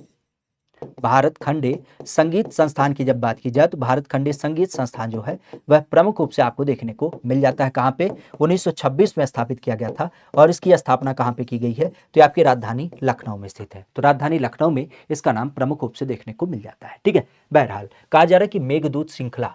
मेघदूत श्रृंखला की जब बात की जाए तो ये किसके द्वारा चिन्हित की गई है? क्योंकि आप भी जानते हैं मेघदूत नाम की हमारे यहाँ पर एक पुस्तक लिखी गई है। अब उस पुस्तक की जब बात की जाए तो उस पुस्तक पे किसके किसके माध्यम से चित्र वगैरह बनाए गए हैं? आसित कुमार हलदार, जगन्नाथ मुरलीधर आदिवासी, हरिहर लाड़मेड़, या फिर आपके रणवीर सिंह बिष्ट के द्वारा। किसके द्वारा ये आपका डेवलप किया गया है? मेघदूत श्रृंखला। मेघदूत श्रृंखला की जब बात की जाए तो सीधे शब्दों में ध्यान रखिएगा, मेघदूत के बारे में तो आपने सुना होगा। खास करके इस पुस्तक की जब बात की जाए तो हरिहर लाड़मेड़ की जब बात की जाए तो उनके द्वारा इस पर चित्र बनाए गए हैं। एक्चुअली आप भी जानते हैं पुराने समय में जो आपकी पुस्तकें लिखी जाती थी, तो पुराने समय में पुस्तकें सामान्य रूप से आपने सुना होगा किसके बारे में? पांडुलिपि के बारे में। तो एक तो नाम आपने सुना है पांडुलिपि, लेकिन पांडुलिपि के बाद अगर देखा जाए, पांडुलिपि का पर्याय था कि मतलब जो हाथों से लिखी जाने वाली चीजें पत्तों वगैरह पे लिखी जाती थी, उनको बाद में संग्रहित किया जाता था। लेकिन जब हमारे यहाँ पे पुस्तकों का चलन हुआ, सामान्यतः आप भी जानते हैं कि चाइना में आपके कागज का आविष्कार वगैरह हो गया था, तो उस परिप्रेक्ष्य में आप कह सकते हो कि हमारे यहाँ पर क्या होता है, लिखन के परिप्रेक्ष्य में पुराने समय में कलम से तो लिखे जाते थे, लेकिन कलम के साथ ही साथ किनारी वगैरह को क्या किया जाता था? सजाया जाता था। जैसे आजकल आपने देखा होगा, अब तो शायद बंद हो गया है प्रोजेक्ट वर्क वगैरह, लेकिन पुराने समय में अगर आपने ग्रेजुएशन वगैरह की पढ़ाई की है या आपने बीएड वगैरह किया होगा तो प्रोजेक्ट वर्क आपको करना होता था। तो प्रोजेक्ट वर्क को किस तरीके से आप सजा करके ले जाते थे प्रेजेंट करने के लिए, ताकि सामने वाला क्या करे, इसको इंटरेस्ट के माहौल से लेकर के पढ़े। तो इसी परिप्रेक्ष्य में हमारे यहाँ पर देख मिलता है कि ये जो मेघदूत नाम की श्रृंखला होती है उसमें भी कुछ आपके चित्र वगैरह बनाए गए हैं। जैसे आपने संविधान के बारे में कई बार सुना होगा, तो उसी तरीके से देखा जाए तो हरिहर लाड़मेड़ का नाम ध्यान रखिएगा, जिन्होंने क्या किया था, इसका चित्रण किया था। ठीक है, तो इस चीज को ध्यान रखिएगा। कहा जा रहा है कला के दृष्टिकोण से किसका शासन काल हमें अवध की कला का स्वर्ण काल देखने को मिलता है? इस नाम की जब बात की जाए तो इसका नाम होता है वाजिद अली शाह के रूप में, या फिर आपके आसफउद्दौला के रूप में, या फिर आपके शुजाउद्दौला के रूप में, या फिर आपके सफदरगंज के रूप में। तो किसका नाम यहाँ पे प्रमुख रूप से मिलता है? शासन काल की जब बात की जाए और अवध काल के स्वर्ण काल की जब बात की जाए। हाँ बिल्कुल, मेघदूतम की जब बात की जाए तो वो कालिदास की एक प्रमुख रचना के रूप में भी जानी जाती है। यहाँ पर हम किसकी बात करें? यहाँ पे हम खास करके बात करते हैं किसको आधारित करते हुए, किसके शासनकाल को अवध का शासनकाल का स्वर्ण काल माना जाता है। देखिए, स्वर्ण काल का मतलब होता है कोई चीज अपने आप में टॉप लेवल पे रही है, प्रसिद्धि के रूप में। जैसे हम कई बार किसके रूप में जानते हैं? वाजिद अली शाह। वाजिद अली शाह की जब बात की जाए तो ये कहाँ से समय थे? तो ये आपके अवध के नवाब थे। और अवध के नवाब की जब बात की जाए तो अवध के नवाब के रूप में आप कह सकते हो कि यह यहाँ के अंतिम नवाब थे। कौन से नवाब थे? अंतिम नवाब की जब बात की जाए तो अंतिम नवाब का नाम आपके किसके रूप में रिफलता है? वाजिद अली शाह के रूप में रिफलता है। अब यहाँ पे नाम ध्यान रखिएगा, वाजिद अली शाह की जब बात की जाए तो ये इसके अंतिम नवाब थे। अंतिम नवाब के परिप्रेक्ष्य अगर यहाँ पे देखा जाए तो इन्हीं के शासन काल में, चूंकि आपने सुना होगा, इन्होंने क्या किया है, इन्होंने, जब हम बात करते हैं ठुमरी के बारे में, तो ठुमरी की जो बंदिशें नहीं होती हैं उनको इन्होंने खुद लिखा है। किस रूप में लिखते थे? तो यह छद्म नाम लेकर के लिखते थे, अख्तर पिया। अख्तर पिया के नाम से क्या करते थे? छद्म नाम लेकर के क्या करते थे? खास करके ठुमरी की बंदिशें लिखते थे। तो आप कह सकते हो कि ये क्या करते थे, उस टाइम पे ठुमरी वगैरह को प्रमोट करते थे और लखनऊ घराने में इनका एक बड़ा आधार देख मिलता था। कत्थक वगैरह की जब बात की जाए तो इसको भी ये सपोर्ट करते थे। तो सीधी सी बात, जब कोई चीज़ बढ़ावा दी जाएगी तभी तो वो आगे बढ़ेगी। तो नवाब साहब के शासनकाल में ये अपने टॉप लेवल पे था। बेसिक अगर देखा जाए तो एक प्रश्न आपसे कई बार पूछा गया है मुगल कला के बारे में। मुगल कला का आधार देख मिलता है तो बात आती है जन्म। तो जन्म अर्थात स्थापना कब हुई थी? तो यह हुआ था हुमायूं के शासनकाल में। लेकिन आपने कई बार सुना होगा किसके बारे में? जब हम बात करते हैं शाहजहां का नाम, तो शाहजहां का शासनकाल ध्यान रखिएगा, क्योंकि बताया जाता है कि जो शाहजहां का काल था उसके शासनकाल को हम लोग क्या कहते हैं? स्वर्ण काल के रूप में जानते हैं। तो मुगल चित्रकला शैली की जब बात की जाए तो उसका भी नाम थोड़ा सा ध्यान रखिएगा। क्लियर? नाचने गाने से स्वर्ण युग नहीं भाई, कला की बात की जा रही है, काहे ना समझ पा रहे हो? कला, कला का नाम नहीं समझ पा रहे हो? कला का इन द सेंस आप कह सकते हो कि जैसे मान लेते हैं कि, कैसे हम समझाएं आपको, जैसे मान लेते हैं कि आपकी मम्मी है, घर पे गुजिया बहुत बढ़िया बनाती हैं, और आपकी एक दीदी हैं जो गुजिया तो बनाती हैं लेकिन फिर क्या करती हैं, वो भारत का नक्शा बना देती हैं उस रोटी में। तो आपको अगर जो तुलना करना हो कि रोटी तो दोनों बनाती हैं, मम्मी भी बनाती है और दीदी भी बनाती हैं, तो उस दशा में आप तुलनात्मक क्या कहेंगे कि किसकी बेहतर रोटी बनती है, मम्मी की या फिर दीदी की? तो सीधे शब्दों में आप कहेंगे कि दीदी बेहतर रोटी नहीं बना पाती, क्योंकि उनका रोटी बनाने का जो एक मंतव्य होता है उस दशा में आपने देखा होगा कि उसमें किनारे टूट जाते हैं, और जिसको हम भारत के मैप के रूप में देख पाते हैं। जबकि मम्मी क्या करती हैं, बिल्कुल स्मूथ तरीके से बनाती हैं और एकदम गोल गोल रोटी बनाती हैं।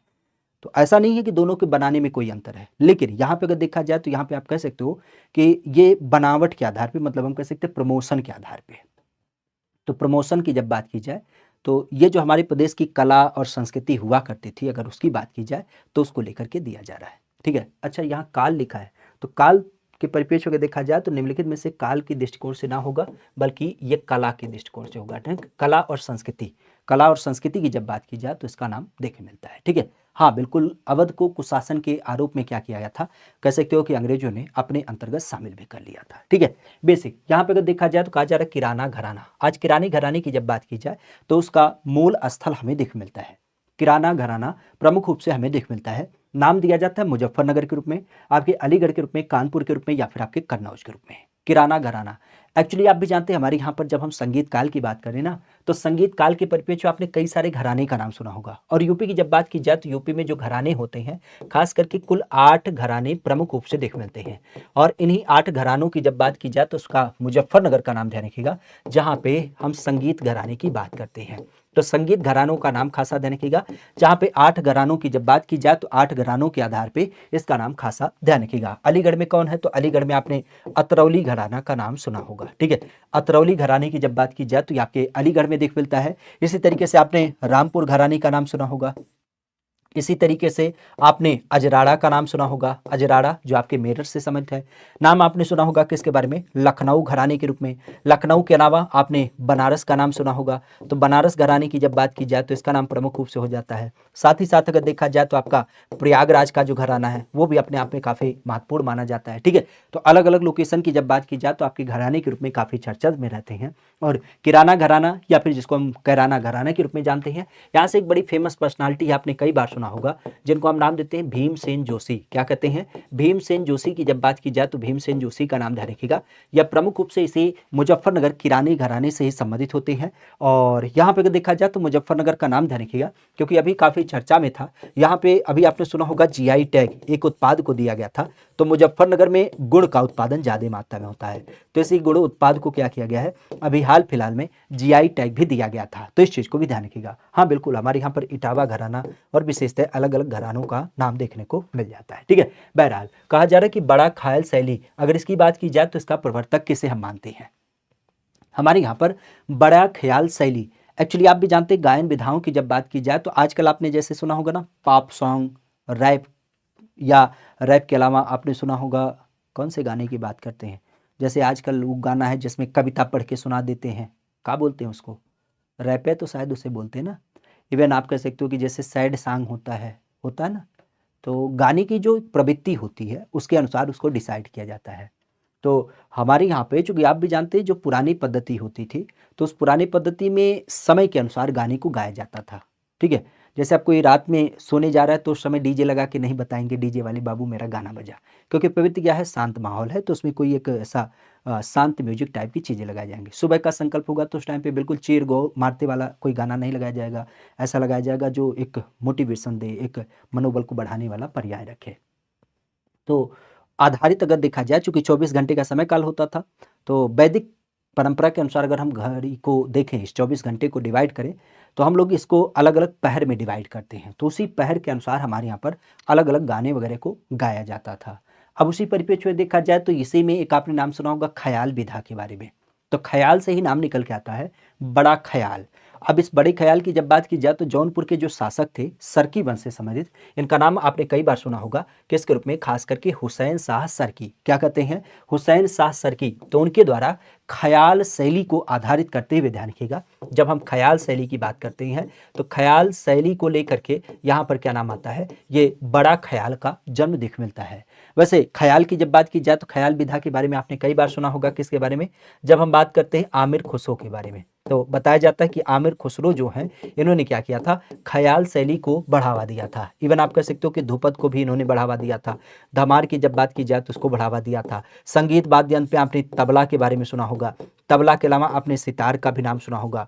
तो इन सब की भी खोज क्या की थी, आपके आमिर खुसरो के द्वारा किया गया था। तो आमिर खुसरो की जब बात की जाए तो आमिर खुसरो को ही कॉपी करते हुए आप कह सकते हो कि इसका नाम किससे सम्मिलित होता है, हुसैन शाह सरकी, जो आपके कहाँ से सम्मिलित होते हैं, आपके जौनपुर से सम्मिलित होते हैं। तो जौनपुर का नाम ध्यान रखिएगा क्योंकि जौनपुर से संबंधित आपके बड़ा ख्याल का नाम प्रमुख रूप से देख मिलता है, ठीक है। आगे की जब बात की जाए तो एक नाम ध्यान रखिएगा, गिरजा देवी। आज गिरजा देवी की जब बात की जाए तो इनका संबंध किस एक घराने से है, गिरजा देवी, इनका संबंध है बनारस से या फिर आपके किराना से या फिर लखनऊ से या फिर आपके सहारनपुर से। गिरजा देवी के बारे में आपने कई बार सुना होगा। इनकी जब बात की जाए तो इनको हम लोग अप्पा जी के रूप में जानते हैं। बड़ी उपलब्धि इनकी मानी जाती है क्योंकि आज अगर हम ठुमरी की गायिका की बात करें ना तो ठुमरी गायिका के जनक के रूप में भी इन्हें नाम दिया जाता है। कहाँ से संबंधित होता है, तो इनका नाम संबंधित आपको दिख मिलता है बनारस घराने से। आज बनारस घराने की जब बात की जाए तो बनारस घराने से इनका नाम प्रमुख रूप से आपको दिख मिलता है और इनको हम सामान्य शब्द में क्या कहते हैं, अप्पा जी के रूप में भी जानते हैं। खास करके ठुमरी विधा की जब बात की जाए तो ठुमरी की गायिका के रूप में जानी जाती है, ठुमरी की गायिका, या फिर कई बार इनको हम एक तरीके से जनक भी कह देते हैं। तो ठुमरी की गायिका, ठुमरी के जनक के रूप में बनारस घराने से संबंधित होती है कि इनका नाम जब हम बात करते हैं अप्पा जी। वैसे बनारस घराने से आपने पंडित रविशंकर का भी नाम सुना होगा। पंडित रविशंकर की जब बात की जाए तो उनका भी नाम आपने सुना होगा और यहीं पर नाम देने केगा अशफाक उल्लाह खान। अरे अब अशफाक की बात करें, वो का नाम था, अरे जो बसुरिया बजाते थे, का नाम था, अरे आसे नमवा है उनका, कोई बताएगा थोड़ा सा, क्या नाम था उनका, खान खान खान खान, क्या नाम था, खान, जो भी था, अभी अगर बताए कोई तो अच्छा रहेगा। आप भी जानते हैं कि वो शादी ब्याह में जो बजाई नहीं जाती है शहनाई, शहनाई की जब बात की जाए तो शहनाई वादक के रूप में उनका नाम देख मिलता है। ये तो पंडित रविशंकर आपके सितार वादक के रूप में जाने जाते हैं, लेकिन उनका संबंध किससे था, वो शहनाई वादक के रूप में जाने जाते हैं। नाम हम भूल रहे हैं कुछ, भारत रत्न भी उनको प्राप्त है, ठीक है। बताइएगा अगर आप लोग कमेंट करके तो अच्छा लगेगा। यहाँ पे बात करें किसको लेकर के, एक नाम लेकर के जिसका नाम है कि किस एक घराने में ठुमरी गायिका को सबसे ज्यादा प्रदर्शनी मिली थी, बिस्मिल्लाह खान। अच्छा बिस्मिल्लाह खान है, हमें लगा बिस्मिल्लाह खान वो उससे संबंधित है, अशफाक उल्लाह खान हम रिलेट कर रहे थे, ठीक है। बिस्मिल्लाह खान, बिस्मिल्लाह खान की जब बात की जाए तो बिस्मिल्लाह खान प्रमुख रूप से आपको देख मिलते हैं, ठीक है। ये क्या होते हैं, शहनाई वादक के रूप में जाने जाते हैं, ठीक है। यहाँ पे कहा जा रहा है किसी घराने को हम ठुमरी गायिका के परिप्रेक्ष्य में सबसे अधिक मात्रा में प्रसिद्धि के रूप में देख पाते हैं। मतलब ठुमरी तो कई सारे लोकेशन से आपकी गाई गई, जैसे आपके प्रयागराज में भी देख मिलता है, आपके जयपुर में भी देख मिलता है, आपके मेरठ में भी, आपके आमिर खुसरो के लोकेशन में भी, रामपुर वगैरह के लोकेशन में। लेकिन यहाँ पे अगर देखा जाए तो ठुमरी गायिका को जो टॉप लेवल की प्रसिद्धि मिली वह कहाँ से मिली, तो आप भी जानते हैं जनक के रूप में अभी हमने अप्पा जी का नाम सुना, तो ये संबंधित हो जाएगा आपके बनारस से, ठीक है। तो बनारस का नाम ध्यान रखिएगा, बनारस जहाँ से ठुमरी गायिका को क्या किया गया, बढ़ावा दिया गया, ठीक है। तो इन सारे संदर्भों को विशेष ध्यान रखिएगा, क्लियर। और नाम को आधारित करते हुए अब आज के सेशन को हम यहीं विराम देंगे। लेकिन फिर से आपसे एक बार कहना चाहेंगे कि आप सर्च करिएगा तो आपको बिल्कुल मिल जाएगा। क्या लिखना है? @GKGS बाई अमित पांडे, कुछ नहीं लिखना है, यही जो शब्द लिखा है। और देख सकते हैं कोई बहुत अट्रैक्शन ना है, अभी बिल्कुल सामान्य तरीके से बनाया गया है। ठीक है, तो आपको करना क्या है, सीधे शब्दों में इस चैनल को सब्सक्राइब कर लेना है। और आप देख सकते हैं कि अब धीरे धीरे बहुत सारी चीज़ें आपको पिछले 3 दिवसीय क्लास चल रही हैं। खास करके कल हमने करंट अफेयर की क्लास करी थी, आप कह सकते हो पहले दिवस शनिवार से इसकी शुरुआत भी कर दी है, और यहीं पे आप कह सकते हो कि आज की आपकी क्लास चली रही है। ठीक है, बाकी कुछ आपके जो इन्फॉर्मेटिव चीज़ें होती हैं उनको हमने बताया ही बताया कि यहाँ पे बता दिया था कि चैनल का लिंक क्या होगा। अभी आपने सुना होगा वन्यजीव रक्षक का मेडिकल परीक्षा होना है, तो उसका भी हमने इन्फॉर्मेशन दे ही दिया। आज चूंकि नौसेना दिवस है 4 दिसंबर, तो आप चूंकि ढूंढते रहते हैं ना कि आखिर क्यों मनाया जाता है, क्या इसका इतिहास है, तो उसके बारे में हमने बताने की कोशिश की है। और सीधे शब्दों में आप कह सकते हो कुछ आपके क्वेश्चन भी हमने पुट करने की अब कोशिश की है, जो कुछ प्रीवियस पेपर वगैरह में आपके आए हुए हैं।